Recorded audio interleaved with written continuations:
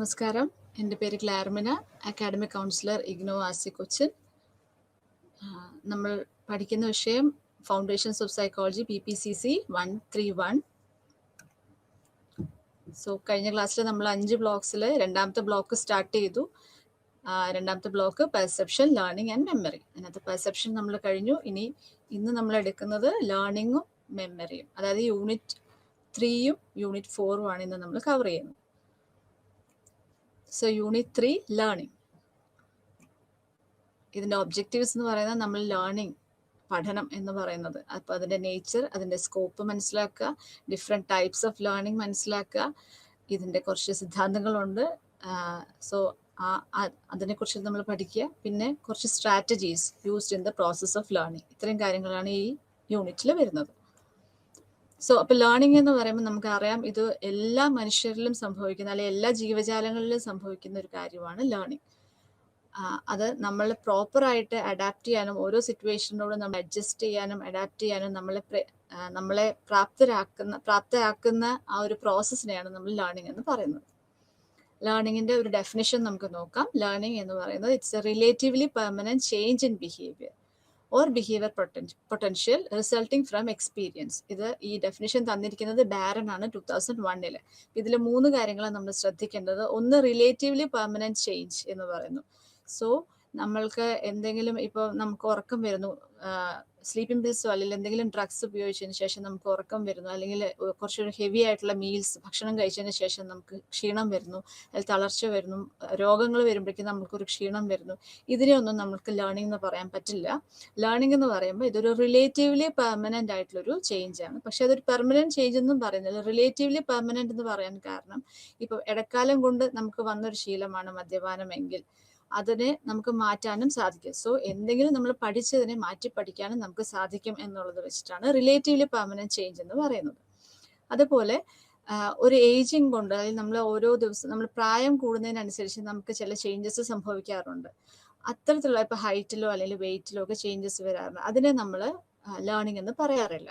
So അതാണ് രണ്ടാമത്തെ point. പിന്നെ ഇതൊരു എക്സ്പീരിയൻസിൽ നിന്നാണ് നമ്മൾക്ക് ഈ ലേണിംഗ് സംഭവിക്കുന്നത്. അത് ഒന്നുകിൽ നമ്മൾക്ക് തന്നെ ഉള്ള ഒരു ഡയറക്റ്റ് എക്സ്പീരിയൻസ് കൊണ്ടായിരിക്കും, അല്ലെങ്കിൽ മറ്റുള്ളവരെ കണ്ട് നമ്മൾക്ക് വരുന്ന ചേഞ്ചസ് കൊണ്ടും, അല്ലെങ്കിൽ അവരുടെ എക്സ്പീരിയൻസ് മനസ്സിലാക്കിക്കൊണ്ട് വരുന്ന ചേഞ്ചിനെ നമുക്ക് ലേണിംഗ് എന്ന് പറയാം. സോ ഇതൊരു relatively permanent change in behaviour resulting from experience. ഇനി ഇതിൻ്റെ ഒരു നേച്ചർ നമുക്ക് നോക്കാം. ലേണിംഗ് എന്ന് പറയുന്നത് യൂണിവേഴ്സൽ ആയിട്ടുള്ള ഒരു ഫാക്ട്. അതായത് എല്ലാ ക്രീച്ചേഴ്സും, നമ്മുടെ ലോകത്തിലുള്ള എന്ത് ക്രീച്ചർ ആണെങ്കിലും അതിനും ലേണിംഗ് സംഭവിക്കുന്നുണ്ട്. അതിനകത്ത് ഏറ്റവും കൂടുതൽ ലേണിംഗ് സംഭവിക്കുന്നത് മനുഷ്യരിലാണ്. രണ്ടാമത്തെ കാര്യം, ലേണിംഗ് ഒരു എക്സ്പീരിയൻസിൽ നിന്നാണ് നമുക്ക് ആ ലേണിംഗ് സംഭവിക്കുന്നത്. അത് ഞാൻ നേരത്തെ പറഞ്ഞ പോലെ ഡയറക്റ്റ് എൻ്റെ സ്വന്തം അനുഭവം കൊണ്ടായിരിക്കും, അല്ലെങ്കിൽ മറ്റുള്ളവരുടെ അനുഭവങ്ങൾ കണ്ടും നമുക്ക് നമ്മളുടെ സ്വഭാവത്തിലും നമ്മളുടെ രീതികളിലും മാറ്റം വരാം. അത്തരത്തിലുള്ള ചേഞ്ചിനെ നമുക്ക് ലേണിംഗ് എന്ന് പറയാം. And learning is from all sides. നമുക്ക് സ്കൂളിൽ നിന്നോ കോളേജിൽ നിന്നോ കിട്ടുന്നത് മാത്രമല്ല ലേണിംഗ് എന്ന് പറയുന്നത്.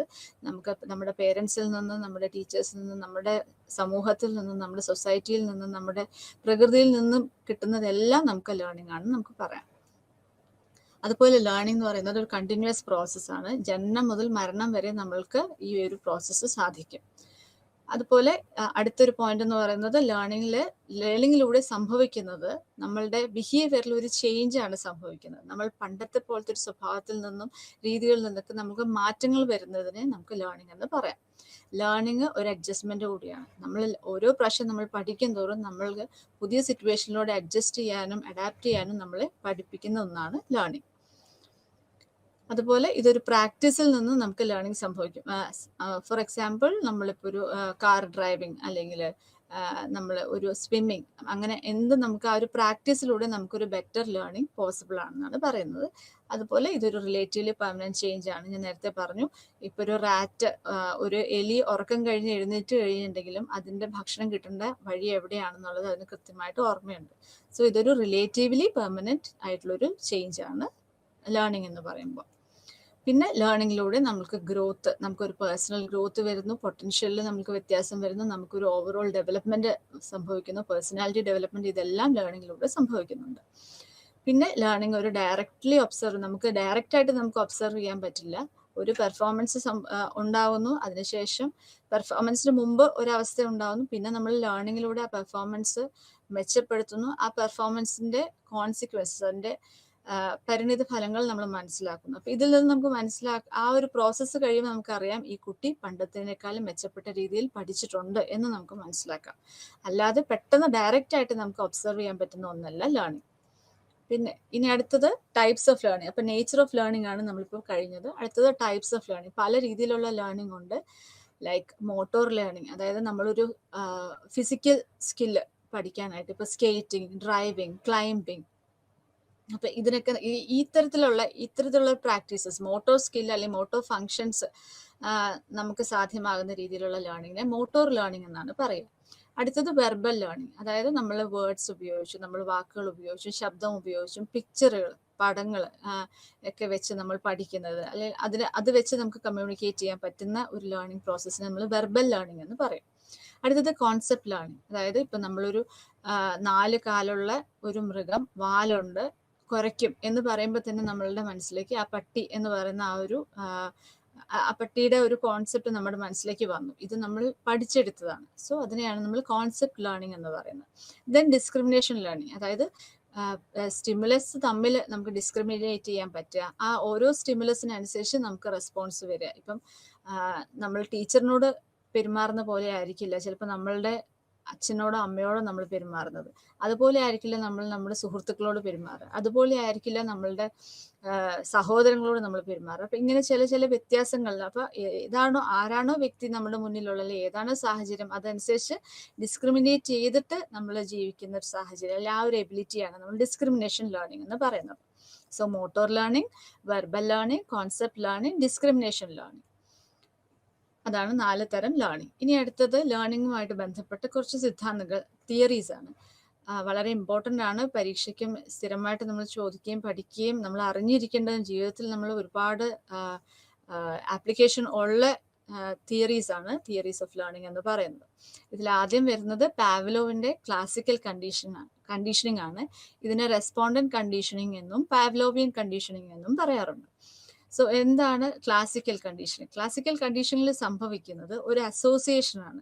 അതായത് നേരത്തെ ഒരു റിലേഷൻ ഉണ്ടായിരുന്നില്ലാതിരുന്ന ആ ഒരു ന്യൂട്രൽ ആയിരുന്ന ഒരു സ്റ്റിമുലസ് അൺകണ്ടീഷൻഡ് ആയിട്ടുള്ള ഒരു സ്റ്റിമുലസിനോട് അസോസിയേറ്റ് ചെയ്ത് കഴിയുമ്പോൾ അതിന് ഒരു റെസ്പോൺസ് ഉണ്ടാക്കാനുള്ള ഒരു കേപ്പബിലിറ്റി വരുന്നതിനെയാണ് നമ്മൾ ക്ലാസിക്കൽ കണ്ടീഷൻ എന്ന് പറയാം. ഇതിന് ഞാനൊരു എക്സാമ്പിൾ പറയാം. അത് പറയുമ്പോൾ കുറച്ചുകൂടി നമുക്ക് ക്ലിയർ ആവും. ഇതിലൊരു എക്സാമ്പിൾ, ക്ലാസിക്കൽ കണ്ടീഷനിന്റെ ഒരു മെയിൻ എക്സാമ്പിൾ ഇവാൻ പാവ്ലോവിന്റെ ഒരു എക്സ്പെരിമെന്റ് ആണ് വിത്ത് ഡോഗ്സ്. പട്ടിയെ ഉപയോഗിച്ചിട്ടാണ് ആ എക്സ്പെരിമെന്റ്. അപ്പം ഇതിൽ ഈ ഇവാൻ പാവ്ലോ എന്ന് പറയുന്നത് റഷ്യൻ ഫിസിയോളജിസ്റ്റ് ആയിരുന്നു. അപ്പം അദ്ദേഹത്തിന്റെ എക്സ്പെരിമെന്റ് എന്ന് പറയുന്നത് ഒരു ഫുഡ് കാണുമ്പോൾ പട്ടി എത്രത്തോളം സലൈവേറ്റ് ചെയ്യും, ആ സലൈവയുടെ അളവാണ് അദ്ദേഹം എടുക്കാൻ ഉദ്ദേശിച്ചത്. പക്ഷെ ഇതുമായിട്ട് ബന്ധപ്പെട്ട് അദ്ദേഹം ആ ഒരു എക്സ്പെരിമെന്റ് നടത്തിയിരുന്നപ്പോൾ അദ്ദേഹത്തിന് വേറെ കുറച്ച് കുറച്ചുകൂടി ഒരു അറിവ്, വേറൊരു തരത്തിലേക്കുള്ള ഒരു അറിവിലേക്ക് നമ്മളെ എത്തിക്കുകയാണ് ചെയ്യുന്നത്. സോ ഇതില് പട്ടി അവിടെ വരുന്നു, പട്ടിക്ക് നമ്മൾ ഭക്ഷണം കൊടുക്കുന്നു. അപ്പൊ ഭക്ഷണം കാണുമ്പോൾ പട്ടി സലൈവേറ്റ് ചെയ്യുന്നു, ഡോഗ് സലൈവേറ്റ് ചെയ്യുന്നു. അത് കഴിഞ്ഞിട്ട് അപ്പൊ ഇത് വായിൽ ആ വെള്ളം വരുന്നത് ആ ഭക്ഷണം കാണുമ്പോൾ ഉള്ള ഡോഗിന്റെ നോർമൽ ആയിട്ടുള്ള അല്ലെങ്കിൽ അൺകണ്ടീഷണൽ ആയിട്ടുള്ള ഒരു റെസ്പോൺസ് ആണ് ആ ഫുഡിനോടുള്ള. അത് അടുത്ത എക്സ്പെരിമെന്റിൽ അദ്ദേഹം ചെയ്തത് ഒരു ബെല്ലടിക്കുന്നു, അത് കഴിഞ്ഞ് ഡോഗ് സലൈവേറ്റ് ചെയ്യുന്നുണ്ടോ എന്ന് നോക്കുന്നു. അപ്പൊ ഡോഗ് സലൈവേറ്റ് ചെയ്യുന്നില്ല എന്ന് മനസ്സിലാക്കി. അത് കഴിഞ്ഞിട്ട് പിന്നെ അടുത്ത സ്റ്റേജിൽ വന്നപ്പം ബെല്ലടിച്ചു, അതിന്റെ ഒപ്പം തന്നെ ഫുഡ് കൊടുത്തു. അപ്പം ഫുഡ് വരുമ്പോഴേക്കും ഡോഗ് സലൈവേറ്റ് ചെയ്യുന്നു. പിന്നെ ഈ ബെല്ല് ഫുഡും ഇത് രണ്ടും ഒരുമിച്ചായിട്ട് കൊടുക്കുന്നു. പിന്നെ അടുത്ത സ്റ്റേജിലേക്ക് വരുന്ന കഴിയുമ്പം ഈ ബെല്ലിന്റെ ശബ്ദം കേൾക്കുമ്പോൾ തന്നെ പട്ടി സലൈവേറ്റ് ചെയ്യാണ് ചെയ്യുന്നത്. അപ്പോൾ ആദ്യമേ ബെല്ലെന്ന് പറയുന്ന ഒരു ന്യൂട്രൽ ആയിട്ടുള്ള സ്റ്റിമുലസ് ആയിരുന്നു. പിന്നെ ഈ ബെല്ലിനെ ഫുഡുമായിട്ട് ചേർത്ത് പെയർ ചെയ്ത് നമ്മൾ കൊടുത്തപ്പം ഫുഡ് കാണുമ്പോൾ സലൈവേറ്റ് ചെയ്തിരുന്ന ഡോഗ് ഈ ബെല്ലിനോടും അതേ സെയിം റെസ്പോൺസ് കൊടുക്കാൻ തുടങ്ങി. ഇതിനെയാണ് നമ്മൾ ക്ലാസിക്കൽ കണ്ടീഷനിങ് എന്ന് പറയുന്നത്. So he then repeatedly presented the dogs with the sound of the bell first and then the food. After a few repetitions, the dog salivated when it heard the sound of the bell. ഇതാണ് അതിന്റെ picture. ആദ്യം ആ പിക്ചറിൽ നമുക്ക് കാണാം dog food വരുമ്പോൾ സലൈവേറ്റ് ചെയ്യുന്നു, bell വരുമ്പോൾ സലൈവേറ്റ് ചെയ്യുന്നില്ല. പിന്നെ ബെല്ലും ഫുഡും കൂടി കൂടിയിട്ട് കണ്ടിന്യൂസ് പെയറിങ് വന്നതിന് ശേഷം പിന്നെ ബെല്ല് അടിക്കുമ്പോൾ തന്നെ ഡോഗ് സലൈവേറ്റ് ചെയ്യുന്നത് നമുക്ക് കാണാം. സോ ഇതിനകത്ത് വരുന്ന ചില ഇമ്പോർട്ടൻറ്റ് ടേംസ് ആണ്. ഒന്ന് അൺകണ്ടീഷൻഡ് സ്റ്റിമുലസ് എന്ന് പറയുന്നു. സോ അൺകണ്ടീഷൻഡ് സ്റ്റിമുലസ് എന്ന് പറയുന്നത് ഇവിടെ സംബന്ധിച്ചോളം ഫുഡിനെയാണ് അൺകണ്ടീഷൻഡ് സ്റ്റിമുലസ് എന്ന് പറയുന്നത്. അപ്പോൾ ഫുഡ് വരുമ്പം നോർമലായിട്ട് എന്താ സംഭവിക്കുക, അൺകണ്ടീഷൻഡ് ആയിട്ടുള്ള റെസ്പോൺസ് വരും, അതായത് ഫുഡിനോട് സലൈവേറ്റ് ചെയ്യും. അപ്പോൾ അടുത്തത് കണ്ടീഷൻഡ് സ്റ്റിമുലസ്. കണ്ടീഷൻഡ് സ്റ്റിമുലസ് എന്ന് പറയുന്നത് ഇവിടെ ബെല്ലാണ്. അപ്പോൾ ബെല്ല് ഈ കണ്ടീഷൻ സ്റ്റിമുലസ് ആദ്യം ഒരു ന്യൂട്രൽ സ്റ്റിമുലസ് ആയിരുന്നു, പിന്നെ അൺകണ്ടീഷൻ സ്റ്റിമുലസ് ആയിട്ട് പെയർ ചെയ്ത് കഴിഞ്ഞപ്പോൾ കണ്ടീഷൻഡ് റെസ്പോൺസ്, അതായത് ഒരു സലൈവേഷൻ ആണ് വന്നത്. ഈ സലൈവേഷൻ ഇൻ റെസ്പോൺസ് ടു ബെല്ലാണ് സംഭവിക്കുന്നത്. ഇതാണ് ക്ലാസിക്കൽ കണ്ടീഷനിങ് എന്ന് പറയുന്നത്. അപ്പം ആദ്യം ന്യൂട്രൽ ആയിരുന്ന സാധനം പിന്നെ നമ്മൾ വേറെ എന്തിനോടും അസോസിയേറ്റ് ചെയ്യുമ്പോൾ എന്തിനോടും അസോസിയേറ്റ് ചെയ്യുന്ന അതിനോടുള്ള ആ ഒരു പ്രോപ്പർട്ടി ഇതിലും സംഭവിക്കുകയാണ് ചെയ്യുന്നത്. ഇത് കാണിക്കാൻ വേണ്ടിയിട്ട് വേറൊരു എക്സാമ്പിളും കൂടി ഇദ്ദേഹം കാണിച്ചിട്ടുണ്ട്. അത് ലിറ്റിൽ ആൽബർട്ട് എന്ന് പറയുന്ന ഒരു കുഞ്ഞ് ആയിട്ട് ചേർന്നിട്ടുള്ള ഒരു എക്സ്പെരിമെന്റ് ആണ്. പിന്നെ അതുപോലെ തന്നെ ഈ സ്റ്റിമുലസ്, കണ്ടീഷൻ സ്റ്റിമുലസ് അൺകണ്ടീഷൻ സ്റ്റിമുലസും തമ്മിലുള്ള ഗ്യാപ്പിനെയാണ് നമ്മൾ ഇന്റർ സ്റ്റിമുലസ് ഇന്റർവെൽ എന്ന് പറയുന്നത്. ഇനി ഇതിനകത്ത് ചില പ്രിൻസിപ്പിൾസ് കൂടി പറയുന്നുണ്ട്. അപ്പം ഇതിനകത്ത് അക്വിസിഷൻ എന്ന് പറയുന്നതാണ് ഫസ്റ്റ് പ്രിൻസിപ്പിൾ. അതിൽ നമ്മൾ പറയുന്നത് എന്താ വെച്ചാൽ ആദ്യമേ ഒരു ന്യൂട്രൽ ആയിട്ടിരുന്ന ആ ഒരു ബെല്ലിനോട് ആദ്യം നമ്മൾക്ക് ആ ഒരു റെസ്പോൺസ് ഉണ്ടായിരുന്നില്ല, പിന്നെ ആ റെസ്പോൺസ് വരുന്ന ഒരു അവസ്ഥയാണ് നമ്മൾ അക്വിസിഷൻ എന്ന് പറയുന്നത്. അത് നമ്മൾ അക്വയർ ചെയ്യാണ് ആ ഒരു പ്രോപ്പർട്ടി. സോ അതിനെയാണ് അക്വിസിഷൻ പ്രോസസ് എന്ന് പറയുക. അടുത്ത പ്രിൻസിപ്പിൾ എന്ന് പറയുന്നത് എക്സ്റ്റെൻഷൻ. അതായത് ആദ്യമേ ഈ ഫുഡും ബെല്ലുമായിട്ട് പെയർ ചെയ്ത് കൊടുത്തതിന് ശേഷം ഇദ്ദേഹം ചെയ്തത് പിന്നീട് ഫുഡ് കൊടുക്കാതെ ബെല്ല് മാത്രമായിട്ട് അടിച്ചു. ആദ്യമേ ആ ഓർമ്മയിൽ സലൈവേറ്റ് ചെയ്തിരുന്ന പട്ടി കുറച്ച് കഴിഞ്ഞപ്പം അതിന് മനസ്സിലായി ഇതിൻ്റെ കൂടെ ഭക്ഷണം ഇല്ലെന്ന് മനസ്സിലായപ്പം ആ ഒരു സലൈവേഷൻ എന്ന് പറയുന്ന പ്രക്രിയ ഇല്ലാതായി. അതിനെയാണ് എക്സ്റ്റെൻഷൻ എന്ന് പറയുന്നത്. രണ്ടാമത്തെ പ്രിൻസിപ്പിളാണ്. അപ്പോൾ അക്വിസിഷൻ, അടുത്തത് എക്സ്റ്റെൻഷൻ. പിന്നെ വരുന്നത് സ്പോണ്ടേനിയസ് റിക്കവറി. വീണ്ടും അടുത്ത സ്റ്റേജിൽ ഇദ്ദേഹം വീണ്ടും പെയർ ചെയ്ത് ഫുഡ് കൊടുക്കാൻ തുടങ്ങിയപ്പോൾ ഡോഗ് പെട്ടെന്ന് വീണ്ടും സലൈവേറ്റ് ചെയ്തു. ഈ ഒരു പ്രോസസ്സിനെയാണ് സ്പോണ്ടേനിയസ് റിക്കവറി എന്ന് പറയുന്നത്. അടുത്തത് സ്റ്റിമുലസ് ജനറലൈസേഷൻ. നാലാമത്തെ പ്രിൻസിപ്പിളാണ് സ്റ്റിമുലസ് ജനറലൈസേഷൻ. ഇതിൽ സംഭവിച്ചത് നമ്മൾ ഈ പട്ടി ബെല്ല് വരുമ്പോൾ സലൈവേറ്റ് ചെയ്തപ്പം ആദ്യമേ വേറൊരു ബെല്ല് വന്നപ്പോഴും പട്ടി സലൈവേറ്റ് ചെയ്തു. അപ്പൊ ബെല്ലിന്റെ ആ ശബ്ദം അദ്ദേഹത്തിന് ആ പട്ടിക്ക് ആദ്യമേ തിരിച്ചറിയാൻ സാധിച്ചില്ല. അപ്പം ഏതൊരു ബെല്ലടിച്ചപ്പോഴേക്കും സലൈവേറ്റ് ചെയ്യുന്ന ആ ഒരു പ്രോസസ്സിനെയാണ് സ്റ്റിമുലസ് ജനറലൈസേഷൻ എന്ന് പറയുന്നത്. പിന്നീട് ഒരു പെർട്ടിക്കുലർ ബെല്ലടിച്ചാൽ മാത്രമാണ് എനിക്ക് ഫുഡ് കിട്ടുള്ളൂ, ഇല്ലെങ്കിൽ എനിക്ക് ഭക്ഷണം കിട്ടില്ല എന്ന് പട്ടി മനസ്സിലാക്കുന്ന അടുത്ത സ്റ്റേജാണ് സ്റ്റിമുലസ് ഡിസ്ക്രിമിനേഷൻ. നമ്മൾ ഡിസ്ക്രിമിനേറ്റ് ചെയ്യണം ഏത് ബെല്ല് വരുമ്പോഴാണ് ഭക്ഷണം എന്ന് തിരിച്ചറിയുന്ന ഒരവസ്ഥ. അടുത്തത് ഹയർ ഓർഡർ കണ്ടീഷനിങ്. ഇതിൽ സംഭവിക്കുന്നത് ഫുഡ് കൊടുക്കുന്നു, ബെല്ലടിക്കുന്നു, ഫുഡ് കൊടുക്കുന്നു, സലൈവേറ്റ് ചെയ്യുന്നു. അതിനുശേഷം അടുത്ത പ്രോസസ്സിൽ ഇദ്ദേഹം ഈ ബെല്ലിന് മുന്നേ ഒരു ലൈറ്റ് അടിക്കുന്നുണ്ട്, ഒരു ഫ്ലാഷിംഗ് ലൈറ്റ് വരുന്നുണ്ട്. പിന്നീട് അടുത്ത സ്റ്റേജ് വന്നപ്പോൾ ഈ ഫ്ലാഷിംഗ് ലൈറ്റ് വരുമ്പോഴേക്കും സലൈവേറ്റ് ചെയ്യുന്ന ഒരു പ്രോസസ്സ് വരുന്നു. സോ അപ്പോൾ അവിടെ കണ്ടീഷൻ സ്റ്റിമുലസ് 1 വരുന്നു. 1 എന്ന് പറയുന്നത് ബെല്ലാണ്, 2 എന്ന് പറയുന്നത് ലൈറ്റ് ആണ്. അപ്പം രണ്ടാമത്തെ കണ്ടീഷൻ സ്റ്റിമുലസിനോട് കൂടി റെസ്പോണ്ട് ചെയ്യുന്നതിനാണ് ഹയർ ഓർഡർ കണ്ടീഷനിങ് എന്ന് പറയുന്നത്. സോ ഇതാണ് പ്രിൻസിപ്പിൾസ് ഓഫ് ക്ലാസിക്കൽ കണ്ടീഷൻ. വളരെ ഇമ്പോർട്ടൻ്റ് ആയിട്ട് നമ്മൾ മനസ്സിലാക്കേണ്ടതാണ്. Acquisition, extension, spontaneous recovery, stimulus generalisation, stimulus discrimination and higher order conditioning. ഇത് എക്സ്പെരിമെന്റ്, ഇതിന് ഞാൻ നേരത്തെ പറഞ്ഞ പോലെ ആ ലിറ്റിൽ ആൽബർട്ട് ഒരു കുട്ടിയുടെ എക്സ്പെരിമെന്റ് ആണ്. അപ്പം ഇതിൽ ചെയ്തത് കുട്ടി ഒരു കുഞ്ഞാണ്, 9 മാസം പ്രായമുള്ളൊരു കുട്ടിയാണ്. അപ്പൊ ഈ കുട്ടിയുടെ അടുത്ത് ഒരു വളരെ ന്യൂട്രൽ ആയിട്ട് ഇരുന്ന, അതായത് കുട്ടിക്ക് ഒരു പേടിയും തോന്നാത്ത ഹാംലെസ് ആയിട്ടുള്ള ഒബ്ജക്ട്സ് ആണ് വന്നത്. റാബിറ്റിനെയും വൈറ്റ് റാറ്റിനെയും മാസ്കും ഇത്രയാണ് അടുത്ത് കൊണ്ടുവച്ചത്. അപ്പൊ അടുത്ത് കൊണ്ടുവച്ചപ്പോൾ കുട്ടിക്ക് ഒരു റിയാക്ഷനും ഉണ്ടായില്ല. പിന്നീട് ഈ റാറ്റിനെ എക്സ്പോസ് ചെയ്യുന്ന സമയത്ത് ആൽബർട്ട് ഇത് എക്സ്പെരിമെന്റ് ചെയ്ത വാട്സൺ ഒരു ലൗഡ് ആയിട്ടുള്ള ഒരു സൗണ്ട് അവിടെ കേൾപ്പിച്ചു. ഹാമർ വെച്ചിട്ട് അടിക്കുന്ന ഒരു സൗണ്ട് കേൾപ്പിച്ചു. അപ്പൊ ഈ ശബ്ദം കേട്ടപ്പോൾ കുഞ്ഞ് കരയാൻ തുടങ്ങി. പിന്നീട് വൈറ്റ് റാറ്റിനെയും ഈ ലൗഡ് ആയിട്ടുള്ള ആ നോയ്സിനെയും തമ്മിൽ പെയർ ചെയ്ത് കഴിഞ്ഞപ്പോൾ കുട്ടിക്ക് പിന്നെ വൈറ്റ് റാറ്റിനെ കാണുമ്പോൾ പേടിക്കാൻ തുടങ്ങി, കുട്ടി കരയാൻ തുടങ്ങി. അതുപോലെ തന്നെ കുട്ടി ഇതുമായിട്ട് ജനറലൈസ് ചെയ്യാൻ പറ്റുന്ന, അതായത് ഇതിനോട് സാമ്യമുള്ള ബാക്കി ഫെറി ആയിട്ടുള്ള ഒബ്ജക്ട്സിനോടും അതുപോലെ വൈറ്റ് ആയിട്ടുള്ള ഒബ്ജക്ട്സിനോടൊക്കെ കുട്ടി പേടി കാണിക്കാൻ തുടങ്ങി. അപ്പോൾ റാബിറ്റിനോടും ഫർ കോട്ടിനോടും അതുപോലെ ഫേക്ക് ആയിട്ടുള്ള ബിയേർഡ് താടി ഒക്കെ കാണുമ്പോഴൊക്കെ കുഞ്ഞ് കരയാൻ തുടങ്ങി. അപ്പം ആദ്യമേ ന്യൂട്രൽ ആയിട്ടിരുന്ന ഒരു ശബ്ദമായിരുന്നു, ന്യൂട്രൽ ആയിട്ടിരുന്ന ഒരു ഫീലിംഗ് ആയിരുന്നെങ്കിൽ പിന്നെ ഈ പേടിപ്പെടുത്തുന്ന ശബ്ദം കൂടി വന്നപ്പോൾ കുട്ടി അതുമായിട്ട് അസോസിയേറ്റ് ചെയ്ത് ഭയക്കാൻ തുടങ്ങി. അപ്പോൾ ഇതിൽ ന്യൂട്രൽ സ്റ്റിമുലസ് എന്ന് പറയുന്ന വൈറ്റ് റാറ്റ് ആണ്. അൺകണ്ടീഷൻഡ് സ്റ്റിമുലസ് എന്ന് പറയുന്ന ആ ലൗഡ് നോയ്സ് ആണ്. അൺകണ്ടീഷൻഡ് റെസ്പോൺസ് എന്ന് പറയുന്ന ക്രൈയിങ് ആണ്. അതായത് ലൗഡ് നോയ്സ് കാണുമ്പോൾ കുട്ടി എന്തായാലും കരയും. സോ ക്രൈയിങ് ആണ് അൺകണ്ടീഷൻഡ് ആയിട്ടുള്ള റെസ്പോൺസ്. പിന്നെ കണ്ടീഷൻ സ്റ്റിമുലസ് എന്ന് പറയുന്നത് ഇവിടെ വൈറ്റ് റാറ്റ് ആണ്. കണ്ടീഷൻ റെസ്പോൺസ് എന്ന് പറയുന്നത് ഈ വൈറ്റ് റാറ്റിനെ കണ്ടപ്പോൾ ഉള്ള ആ ഒരു ക്രൈയിങ് അല്ലെങ്കിൽ ഫിയർഫുൾ ആയിട്ടുള്ള ഇമോഷണൽ റെസ്പോൺസ് ആണ് കണ്ടീഷൻഡ് റെസ്പോൺസ് എന്ന് പറയുന്നത്.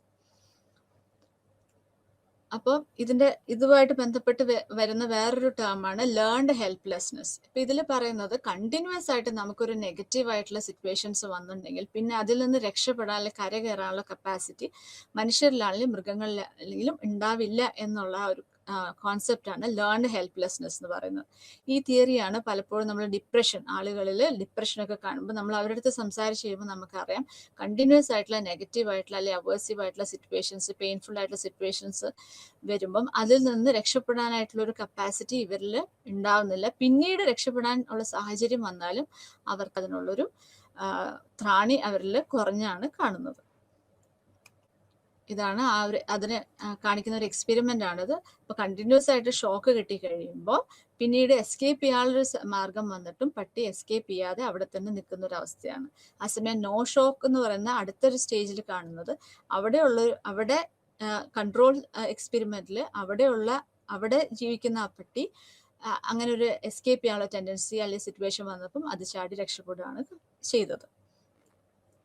അടുത്ത തിയറി എന്ന് പറയുന്നത് ഇൻസ്ട്രുമെന്റൽ കണ്ടീഷനിങ്. അപ്പൊ ആദ്യത്തെ തിയറിയാണ് ക്ലാസിക്കൽ കണ്ടീഷനിങ്, അടുത്തത് ഇൻസ്ട്രുമെന്റൽ കണ്ടീഷനിങ് ആണ്. ഇൻസ്ട്രുമെന്റൽ കണ്ടീഷനിങ് എന്ന് പറയുമ്പോൾ നമ്മളുടെ ഓരോ ബിഹേവിയറിനോടും നമുക്ക് ചേർന്ന് നിൽക്കുന്ന റീഇൻഫോഴ്സ്മെന്റ് അല്ലെങ്കിൽ പണിഷ്മെന്റ്, ഇത് രണ്ടും അനുസരിച്ചാണ് നമ്മൾ പിന്നീട് ആ ബിഹേവിയർ ചെയ്യണോ വേണ്ടയോ എന്നുള്ളൊരു തീരുമാനത്തിലെത്തുന്നത്. ഈ ഒരു പ്രോസസ്സാണ് നമ്മളുടെ ഇൻസ്ട്രുമെന്റൽ കണ്ടീഷനിങ്ങിൽ പറയുന്നത്. സോ ഇത് ബേസ് ചെയ്തിരിക്കുന്നത് research findings of Edward L തോണ്ടൈക്ക് and BF Skinner. ഇവർ രണ്ടുപേരുമാണ് മെയിൻ പ്രൊപ്പണൻസ് ആയിട്ട് പറയുന്നത്. സോ ഇപ്പോൾ റീഇൻഫോഴ്സ്മെന്റ്, നമ്മൾ എന്ത് കാര്യം ചെയ്യുമ്പോൾ അതിനൊരു റീഇൻഫോഴ്സ്മെന്റ് അല്ലെങ്കിൽ റിവാർഡ് കിട്ടിക്കഴിയുമ്പോൾ നമുക്ക് ആ ഒരു പ്രോസസ്സ് വീണ്ടും ചെയ്യാനുള്ള ടെൻഡൻസി വരുന്നു. അതിനോട് അസോസിയേറ്റ് ചെയ്തൊരു പണിഷ്മെന്റ് ആണ് കിട്ടുന്നതെങ്കിൽ നമ്മൾക്ക് ആ ഒരു ബിഹേവിയർ പിന്നീട് കാണിക്കാനുള്ള ടെൻഡൻസി കുറയുന്നു. ഈ ഒരു പ്രിൻസിപ്പിളാണ് ഇൻസ്ട്രുമെന്റൽ കണ്ടീഷനിങ്. അതിൻ്റെ ഒരു എക്സാമ്പിൾ ആണ് റാറ്റ്. ഒരു ബോക്സിൽ, സ്കിന്നർ ബോക്സിൽ റാറ്റ് ഇരിക്കുന്നു. അപ്പം ലിവർ പ്രസ് ചെയ്ത് കഴിയുമ്പോൾ ഫുഡ് കിട്ടുമെന്ന് റാറ്റ് മനസ്സിലാക്കി കഴിയുമ്പോൾ പിന്നെ പെട്ടെന്ന് ലിവർ വീണ്ടും പ്രസ് ചെയ്യുന്നൊരു അവസ്ഥയാണ് അതിനകത്ത് കാണുന്നത്.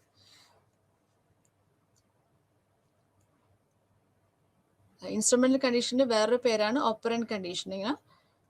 അപ്പം ഇതിലും സക്സസീവ് അപ്രോക്സിമേഷൻ സംഭവിക്കുന്നുണ്ട്. അതായത് ഒരു ബിഹേവിയർ നമ്മൾ പയ്യെ ആണെങ്കിലും നമ്മൾ റീഇൻഫോഴ്സ് ചെയ്യുന്നതിനനുസരിച്ച് പയ്യെ നമ്മൾ പഠിച്ചെടുക്കുന്ന ആ ഒരു പ്രോസസ്സിനെയാണ് മെത്തേഡ് ഓഫ് സക്സസീവ് അപ്രോക്സിമേഷൻ എന്ന് പറയുന്നത്.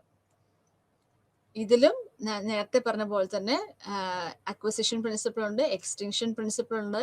നമ്മൾ അതിനോട് ഒരു റീഇൻഫോഴ്സ്മെന്റ് ഇല്ല എങ്കിൽ നമ്മൾ ആ ഒരു ബിഹേവിയർ ഇല്ലാതായി പോവും. അതുപോലെ സ്റ്റിമുലസ് ജനറലൈസേഷൻ, ഏത് ചെയ്യുമ്പോഴാണ് എനിക്ക് ആ ഒരു ഫേവറബിൾ റെസ്പോൺസ് കിട്ടുക, ഏത് ചെയ്യുമ്പോഴാണ് കിട്ടാതെ ഇരിക്കുക, അതാണ് സ്റ്റിമുലസ് ഡിസ്ക്രിമിനേഷൻ എന്ന് പറയുന്നത്. ഈ നമ്മുടെ ക്ലാസിക്കൽ കണ്ടീഷനിൽ പറഞ്ഞ അതേ പ്രിൻസിപ്പിൾസ് ഇതിലും ബാധകമാണ്. Then components of operant conditioning അല്ലെങ്കിൽ ഇൻസ്ട്രുമെന്റൽ കണ്ടീഷനിങ്. ഇതിൽ മെയിൻ ആദ്യത്തെ കമ്പോണന്റ് എന്ന് പറയുന്നത് റീഇൻഫോഴ്സ്മെന്റ് ആണ്. അത് പോസിറ്റീവ് റീഇൻഫോഴ്സ്മെന്റ് എന്ന് പറയുന്നത് നമുക്ക് എന്തെങ്കിലും റിവാർഡ് കിട്ടുക അല്ലെങ്കിൽ ഒരു പ്രൈസ് കിട്ടുക, അതാണ് പോസിറ്റീവ് റീഇൻഫോഴ്സ്മെന്റ് എന്ന് പറയുന്നത്. ദെൻ നെഗറ്റീവ് റീഇൻഫോഴ്സ്മെന്റ് എന്ന് പറയുമ്പോൾ നമുക്ക് ഇഷ്ടമില്ലാത്ത എന്തെങ്കിലും അവിടെ മാറ്റി കൊടുക്കുക എന്നുള്ളതാണ് നെഗറ്റീവ് റീഇൻഫോഴ്സ്മെന്റ്. ഫോർ എക്സാമ്പിൾ, നമ്മൾ ക്ലാസ്സിൽ ചോദ്യം ചോദിച്ചു, അതിന് ഉത്തരം പറഞ്ഞു കഴിയുമ്പോൾ നമുക്ക് ഇമ്പോസിഷൻ കിട്ടാതിരിക്കും. അപ്പോൾ അതാണ് നെഗറ്റീവ് റീഇൻഫോഴ്സ്മെന്റ്. അപ്പോൾ ഞാൻ വീണ്ടും ക്ലാസ്സിൽ ഉത്തരം പറയും. ദെൻ പോസിറ്റീവ് റീഇൻഫോഴ്സ്മെന്റ് എന്ന് പറയുമ്പോൾ ഞാൻ ക്ലാസ്സിൽ ഉത്തരം പറഞ്ഞു കഴിയുമ്പം എനിക്ക് ടീച്ചറിൻ്റെ അടുത്ത് നിന്ന് ഒരു പ്രൈസ് കിട്ടും, അല്ലെങ്കിൽ എനിക്കൊരു അപ്രൂവൽ ടീച്ചർ തരുന്നു.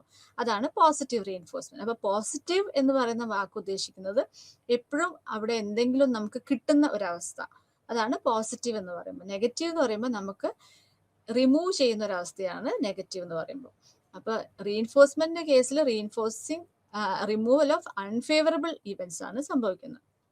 അടുത്തത് പണിഷ്മെന്റ് ആണ്. പണിഷ്മെന്റിൽ പോസിറ്റീവ് പണിഷ്മെന്റ് എന്ന് പറയുന്നത് നമുക്കൊരു സ്പാങ്കിങ്, ഒരു അടി കിട്ടുക, മിസ്ബിഹേവിയർ ചെയ്യുമ്പോൾ ഒരു അടി കിട്ടുന്നതിനാണ് നമ്മൾ പോസിറ്റീവ് പണിഷ്മെന്റ് എന്ന് പറയുന്നത്. നെഗറ്റീവ് പണിഷ്മെന്റ് എന്ന് പറയുന്നത് നമുക്ക് ഫേവറബിൾ ആയിട്ടുള്ള ഒരു ഇവന്റിനെ റിമൂവ് ചെയ്യുക. മറ്റവിടെ അൺഫേവറബിൾ ആയിട്ടുള്ള ഒരു ഇവന്റിനെ ആയിരുന്നു റിമൂവ് ചെയ്ത് നമുക്ക് ആ ഇമ്പോസിഷനിൽ നിന്നാണ് നമ്മൾ ഒഴിവായതെങ്കിൽ ഇവിടെ എനിക്ക് ഇഷ്ടമുള്ളൊരു കാര്യത്തിൽ നിന്നാണ് നമ്മൾക്ക് ഒഴിവാക്കി കിട്ടിയിരിക്കുന്നത്. അപ്പോൾ അവിടെ നമുക്ക് ആ രീതിയിലാണ് നമ്മൾ പണിഷ്മെന്റ് സംഭവിക്കുന്നത്. So taking away A child's video game following the misbehaviour, അതാണ് നെഗറ്റീവ് പണിഷ്മെന്റ് എന്ന് പറയുന്നത്. സോ പണിഷ്മെന്റും റീഇൻഫോഴ്സ്മെന്റിനും അനുസരിച്ച് നമ്മളുടെ ബിഹേവിയറിൽ ഉണ്ടാകുന്ന ചേഞ്ചസിനെ പറ്റിയിട്ടാണ് ഓപ്പറന്റ് കണ്ടീഷനിൽ പറയുന്നത്. പിന്നെ ഓപ്പറന്റ് കണ്ടീഷനിൽ ഷെഡ്യൂൾസ് ഓഫ് റീഇൻഫോഴ്സ്മെന്റ്, അതും വളരെ ഇമ്പോർട്ടന്റ് ആയിട്ടുള്ള ഒരു ടേം ആണ്. ഷെഡ്യൂൾസ് ഓഫ് റീഇൻഫോഴ്സ്മെന്റിൽ കണ്ടിന്യൂസ് റീഇൻഫോഴ്സ്മെന്റ് എന്ന് വെച്ചാൽ നമ്മൾ എന്ത് ഒരു പെർട്ടിക്കുലർ പ്രവൃത്തി എപ്പോൾ നമ്മൾ ചെയ്താലും നമുക്ക് റീഇൻഫോഴ്സ്മെന്റ് കിട്ടുന്നതിനാണ് കണ്ടിന്യൂസ് റീഇൻഫോഴ്സ്മെന്റ് എന്ന് പറയുന്നത്. ദെൻ പാർഷ്യൽ റീഇൻഫോഴ്സ്മെന്റ് എന്ന് പറയുന്നത് നമ്മൾക്ക് എപ്പോഴാണ് ആ റീഇൻഫോഴ്സ്മെന്റ് കിട്ടുന്നത്, എപ്പോഴും നമുക്ക് കിട്ടുന്നില്ല എന്നുള്ള അവസ്ഥയാണ് പാർഷ്യൽ റീഇൻഫോഴ്സ്മെന്റ്. അതിന് പല ഷെഡ്യൂൾസ് ഉണ്ടാവുന്നുണ്ട്, അതാണ് ഷെഡ്യൂൾസ് ഓഫ് റീഇൻഫോഴ്സ്മെന്റ് എന്ന് പറയുന്നത്. അതിൽ ഞാൻ ഇത്ര എണ്ണം ഞാൻ ചെയ്താൽ അല്ലെങ്കിൽ ഇത്ര വർക്ക് ഞാൻ ചെയ്താൽ എനിക്കൊരു റീഇൻഫോഴ്സ്മെന്റ് കിട്ടും. അതിപ്പോ 10 ഞാൻ റെഗുലർ ആയിട്ട് 10ാമത്തേൽ എനിക്ക് റീഇൻഫോഴ്സ്മെന്റ് കിട്ടും എന്നുള്ളതാണ് ഫിക്സഡ് റേഷ്യോ ഷെഡ്യൂൾ എന്ന് പറയുന്നത്. ദെൻ ഫിക്സഡ് ഇന്റർവെൽ എന്ന് പറയുമ്പോൾ 1 മണിക്കൂർ ഞാനിത് ചെയ്താൽ എനിക്ക് റീഇൻഫോഴ്സ്മെന്റ് കിട്ടും, കൃത്യം ഓരോ മണിക്കൂറിലും എനിക്ക് കിട്ടും. അതാണ് ഫിക്സഡ് ഇന്റർവെൽ ഷെഡ്യൂൾ എന്ന് പറയുന്നത്. ഇത് തന്നെ അടുത്ത സ്റ്റേജ് എന്ന് പറയുന്നത് വേരിയബിൾ റേഷ്യോ ആണ്. അപ്പൊ 10ാമത്തേലാണോ കിട്ടുക 12ാമത്തേലാണോ കിട്ടുക എന്ന് എനിക്കറിയില്ല, പക്ഷെ കിട്ടാറുണ്ട്. അതാണ് വേരിയബിൾ റേഷ്യോ ഷെഡ്യൂൾ എന്ന് പറയുന്നത്. അതുപോലെ വേരിയബിൾ ഇന്റർവെൽ ഷെഡ്യൂൾ എന്ന് പറയുന്നത് 1 മണിക്കൂർ കഴിഞ്ഞിട്ടാണോ 1.5 മണിക്കൂർ കഴിഞ്ഞിട്ടാണോ എന്ന് എനിക്കറിയില്ല, പക്ഷെ എപ്പോഴെങ്കിലും ഇടയ്ക്കൊക്കെ ആയിട്ട് എനിക്ക് കിട്ടുന്നുണ്ട് ആ റീഇൻഫോഴ്സ്മെന്റ് അല്ലെങ്കിൽ ഒരു റിവാർഡ് കിട്ടുന്നുണ്ട്. അതാണ് വേരിയബിൾ ഇന്റർവെൽ ഷെഡ്യൂൾ എന്ന് പറയുന്നത്. സോ ഷെഡ്യൂൾസ് ഓഫ് റീഇൻഫോഴ്സ്മെന്റ് വളരെ ഇമ്പോർട്ടന്റ് ആയിട്ടുള്ള ടോപ്പിക് ആണ്. അതിനകത്ത് പാർഷ്യൽ റീഇൻഫോഴ്സ്മെന്റ്, കണ്ടിന്യൂസ് റീഇൻഫോഴ്സ്മെന്റ്, പിന്നെ fixed ratio interval, variable ratio interval, fixed interval schedule, then variable interval schedules. Then ഇതിൽ വരുന്ന വേറൊരു ടേമാണ് ഷേപ്പിങ്ങും ചെയിനിങ്ങും. പ്രിൻസിപ്പിൾസ് ഓഫ് കണ്ടീഷനിൽ വരുന്നതാണ് ഷേപ്പിങ്ങും ചെയിനിങ്ങും. അപ്പൊ ഷേപ്പിങ്ങിൽ നമ്മൾ പറയുന്നത് നമുക്ക് ഓരോ സ്റ്റെപ്പ് കഴിയുമ്പോഴും നമ്മളുടെ ആ ഒരു റീഇൻഫോഴ്സ്മെന്റ് തരുന്നതിനാണ് ഷേപ്പിംഗ് എന്ന് പറയുന്നത്. ചെയിനിങ് എന്ന് പറയുന്നത് ഒടുവിൽ ഫൈനൽ ഒരു റെസ്പോൺസ്, ഫൈനൽ ഒരു സ്റ്റേജിലേക്ക് എത്തുമ്പോൾ മാത്രം കിട്ടുന്നതിനാണ് നമുക്ക് ചെയിനിങ് എന്ന് പറയുന്നത്. ഓക്കെ, സോ ഷേപ്പിങ്ങും ചെയിനിങ്ങും ഈ രീതിയിൽ നമുക്ക് റീഇൻഫോഴ്സ്മെന്റ് കിട്ടുന്നത്. പിന്നെ അടുത്തൊരു പ്രിൻസിപ്പിൾ പ്രിമാക് പ്രിൻസിപ്പിൾ. ഇത് എല്ലാ വീടുകളിലും പൊതുവെ അല്ലെങ്കിൽ കുട്ടികളിൽ നമ്മൾ എപ്പോഴും ചെയ്യുന്ന ഒരു പ്രിൻസിപ്പിളാണ്. നമുക്ക് അറിയില്ലെങ്കിൽ കൂടി നമ്മൾ ചെയ്യാറുള്ള ഒരു കാര്യമാണ്. ഇതിൽ നമ്മൾ പറയുന്നത് ഇത്ര സമയം പഠിച്ചാൽ 10 മിനിറ്റ് ഞാൻ നിനക്ക് കളിക്കാൻ സമയം തരാം എന്ന് പറയുന്നത്. അപ്പം കളിക്കുക എന്നുള്ളതാണ് കുട്ടിക്ക് ഏറ്റവും ഇഷ്ടമുള്ള ഒരു വർക്ക് എങ്കിൽ ആ വർക്ക് ചെയ്യാൻ വേണ്ടി കുട്ടിക്ക് അവസരം കൊടുക്കുന്നത് കുട്ടിക്ക് കുറച്ച് ഇഷ്ടമില്ലാത്ത അല്ലെങ്കിൽ കുറച്ച് ഇഷ്ടക്കുറവുള്ളൊരു കാര്യം നമ്മൾ ചെയ്യിപ്പിക്കുകയാണ് ചെയ്യുന്നത്. So her child developed the habit of reading. The mother tells the child that if she reads a book for 20 minutes, then she could play outside for 20 minutes. So അപ്പം 10 മിനിറ്റ് പഠിക്കുക അല്ലെങ്കിൽ 1 മണിക്കൂർ പഠിച്ചാൽ 10 മിനിറ്റ് കളിക്കാൻ തരാം എന്ന് പറയുന്ന ഒരു സ്റ്റേജിന്, ആ ഒരു പ്രിൻസിപ്പിളാണ് നമ്മൾ പ്രിമാക് പ്രിൻസിപ്പിൾ എന്ന് പറയുന്നത്. അടുത്തത് സോഷ്യൽ ലേണിംഗ് തിയറിയാണ്. സോഷ്യൽ ലേണിംഗ് തിയറി എന്ന് പറയുന്നത് മറ്റുള്ളവരെ കണ്ട് നമ്മൾ പഠിക്കുന്നതിനാണ് നമ്മൾ സോഷ്യൽ ലേണിംഗ് തിയറി എന്ന് പറയുന്നത്. So social setting learning occurs in a social setting by observing others. അതാണ് അതിന്റെ വേറൊരു പേരാണ്. അത് ഡയറക്റ്റ് ആയിട്ട് നമ്മൾ ഒബ്സർവ് ചെയ്യും, ഇൻഡയറക്റ്റ് ആയിട്ടും ഒബ്സർവ് ചെയ്യും. അപ്പൊ ഇതിനെയാണ് നമ്മൾ വികേരിയസ് ലേണിംഗ് എന്നാണ് ഇതിന് പറയുന്നത്. അപ്പൊ നമ്മൾ parents, teachers, peers, TV actors, film actors, singers, sports person, ഇവരുടെ എല്ലാ ബിഹേവിയേഴ്സും കണ്ട് നമ്മൾ മനസ്സിലാക്കി അതുപോലെ തന്നെ ചെയ്യുന്ന ഒരു ലേണിംഗ് പ്രോസസ്സിനെയാണ് സോഷ്യൽ ലേണിംഗ് തിയറി എന്ന് പറയുന്നത്.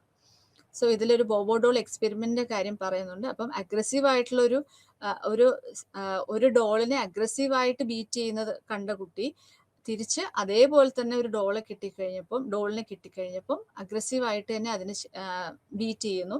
അതുപോലെ നോൺ അഗ്രസീവ് ആയിട്ടുള്ള ഒരു മോഡലിനെ കണ്ട കുട്ടി വളരെ പീസ്ഫുൾ ആയിട്ട് ആ ഡോള് വെച്ച് കളിക്കുന്നു.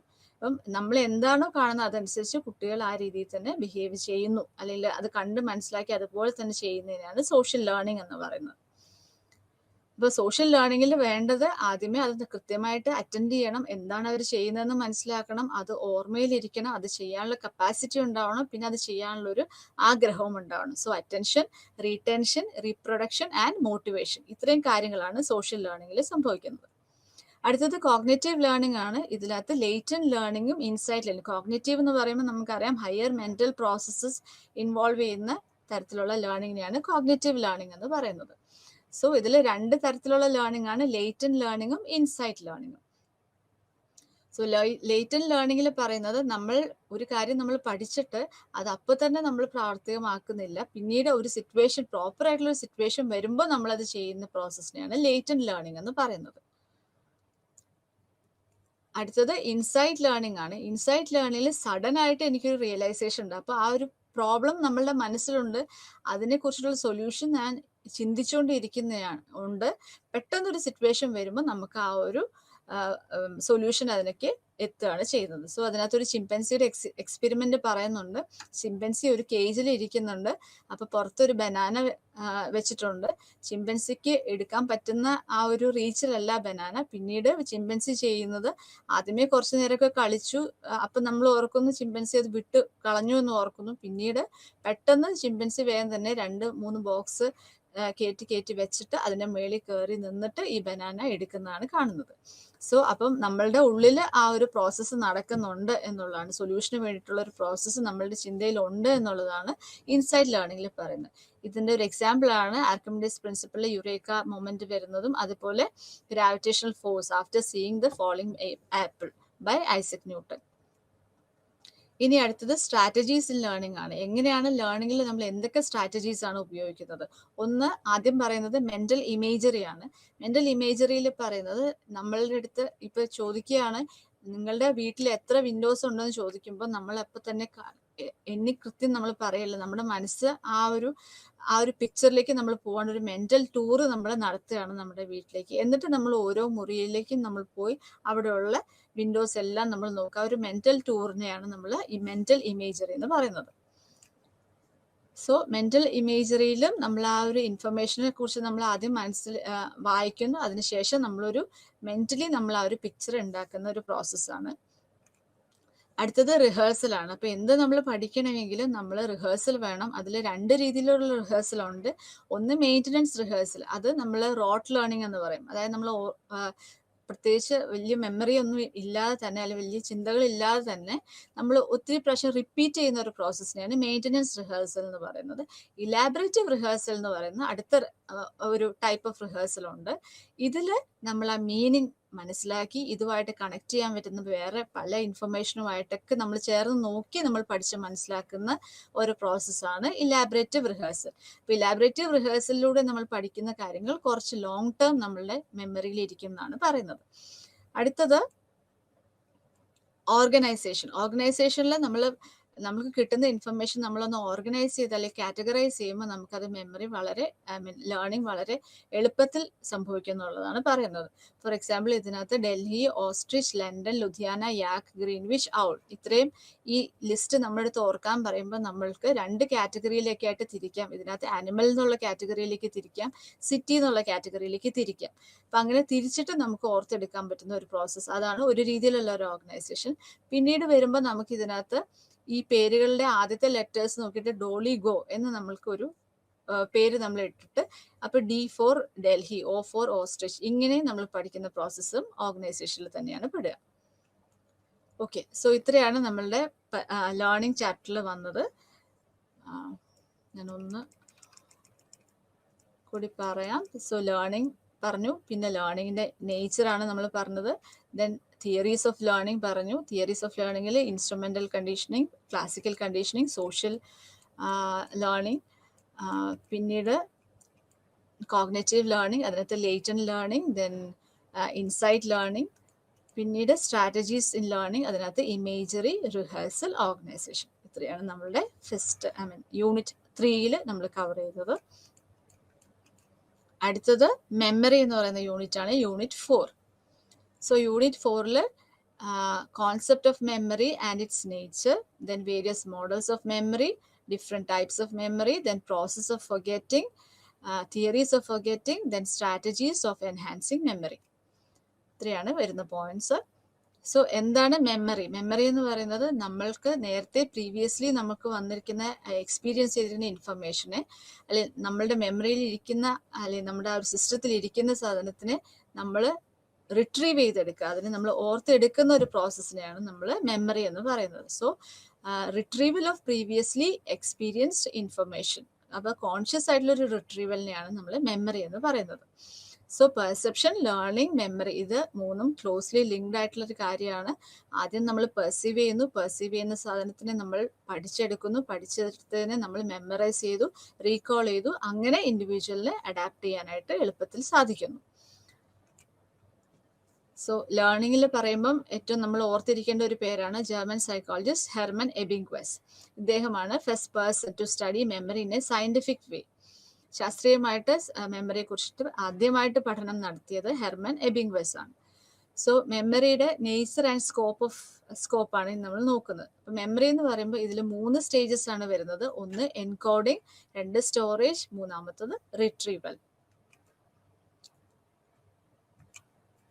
ആദ്യത്തെ എൻകോഡിങ്ങിൽ നമുക്ക് കിട്ടുന്ന സെൻസറി ഇൻഫർമേഷൻ, നമ്മൾ കഴിഞ്ഞ ക്ലാസ്സിൽ പറഞ്ഞു, നമ്മൾ കേട്ട് മനസ്സിലാക്കുന്നത്, കണ്ട് മനസ്സിലാക്കുന്നത്, രുചിച്ച് മനസ്സിലാക്കുന്നതുമായിട്ടുള്ള ആ ഇൻഫർമേഷനെ മെമ്മറി സിസ്റ്റത്തിലേക്ക് അതിൻ്റെ ഒരു ഫോമിലേക്ക് നമ്മളുടെ മെമ്മറി സിസ്റ്റത്തിലേക്ക് വരുന്ന ഒരു പ്രോസസ്സിനെയാണ്, കൺവേർട്ട് ചെയ്യുന്ന പ്രോസസ്സാണ് എൻകോഡിങ് എന്ന് പറയുന്നത്. അടുത്തത് സ്റ്റോറേജ് എന്ന് പറയുന്ന പ്രോസസ്സ്, അതാണ് സെക്കൻഡ് സ്റ്റേജ്. അപ്പോൾ നമുക്ക് കിട്ടിയ ഇൻഫർമേഷൻ നമ്മൾ സ്റ്റോർ ചെയ്ത് വെക്കുകയാണ്. പിന്നീട് ഒരു ആവശ്യം വരുമ്പോൾ നമ്മളുടെ ആ സ്റ്റോറേജ് സിസ്റ്റത്തിൽ നിന്ന് നമുക്ക് എടുക്കാൻ പാകത്തിന് വെക്കുന്ന ഒരു പ്രോസസ്സാണ് സ്റ്റോറേജ്. അടുത്തത് റിട്രീവൽ. അപ്പോൾ നമുക്ക് ലൊക്കേറ്റ് ചെയ്തിട്ട് ഈ സ്റ്റോർ ചെയ്ത് വെച്ചിരിക്കുന്ന മെറ്റീരിയലിനെ പുറത്തേക്ക് വരുത്തി നമ്മളുടെ ഒരു അവയർനെസ്സിലേക്ക് വരുത്തി എടുക്കുന്ന ഒരു പ്രോസസ്സാണ് റിട്രീവൽ എന്ന് പറയുന്ന process. So encoding, storage and retrieval. അപ്പം ഇതിൽ എവിടെയെങ്കിലും ഒരു തടസ്സം വന്നിട്ടുണ്ടെങ്കിൽ നമുക്ക് മെമ്മറി ഫെയിലിയർ സംഭവിക്കും.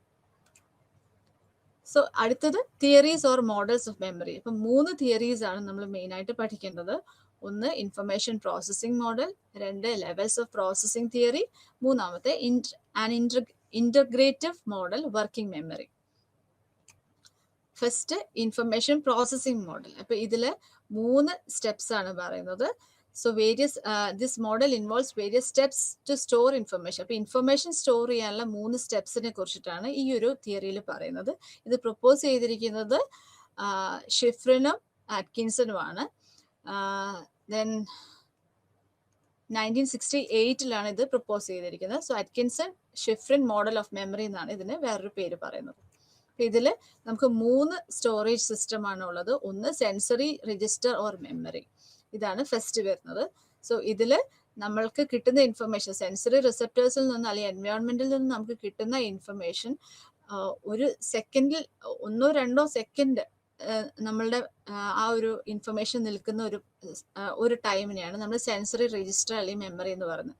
അപ്പം അവിടുന്ന് അറ്റൻഷൻ എന്നൊരു പ്രോസസ്സിലേക്ക് എത്തിയാൽ മാത്രമാണ് അതൊരു സ്റ്റോറേജ്, ഷോർട്ട് ടേം സ്റ്റോർ അല്ലെങ്കിൽ ഷോർട്ട് ടേം മെമ്മറി എന്ന് പറയുന്ന ഒരു അടുത്ത സ്റ്റേജിലേക്ക് അത് പോകുന്നുള്ളൂ. സോ അല്ലെങ്കിൽ നമ്മൾക്ക് ഇപ്പോൾ ഒരു ശബ്ദം കേട്ടു, നമ്മളത് വിട്ടു. അപ്പൊ ആ ശബ്ദം കേട്ടതിനോട് നമ്മൾ അറ്റൻഡ് ചെയ്യുന്ന ഒരു അവസ്ഥ, ശബ്ദം കേട്ടല്ലോ എന്താണത് എന്ന് നമ്മൾ ചിന്തിക്കുന്ന സ്റ്റേജിലേക്ക് വരുമ്പം അത് അടുത്ത പ്രോസസ്സിലേക്ക് വരുന്നു. അപ്പൊ അറ്റൻഷൻ വന്നിട്ടുണ്ടെങ്കിൽ മാത്രമാണ് short term store or memory അല്ലെങ്കിൽ വർക്കിംഗ് മെമ്മറിയിലേക്ക് ചെല്ലുന്നു. അവിടെ ചെന്നെത്തുന്ന ഇൻഫർമേഷൻ ഒരു 20 മുതൽ 30 സെക്കൻഡ് വരെ ആ ഇൻഫർമേഷൻ നമ്മളുടെ സിസ്റ്റത്തിൽ ഇരിക്കുമെന്നാണ് പറയുന്നത്.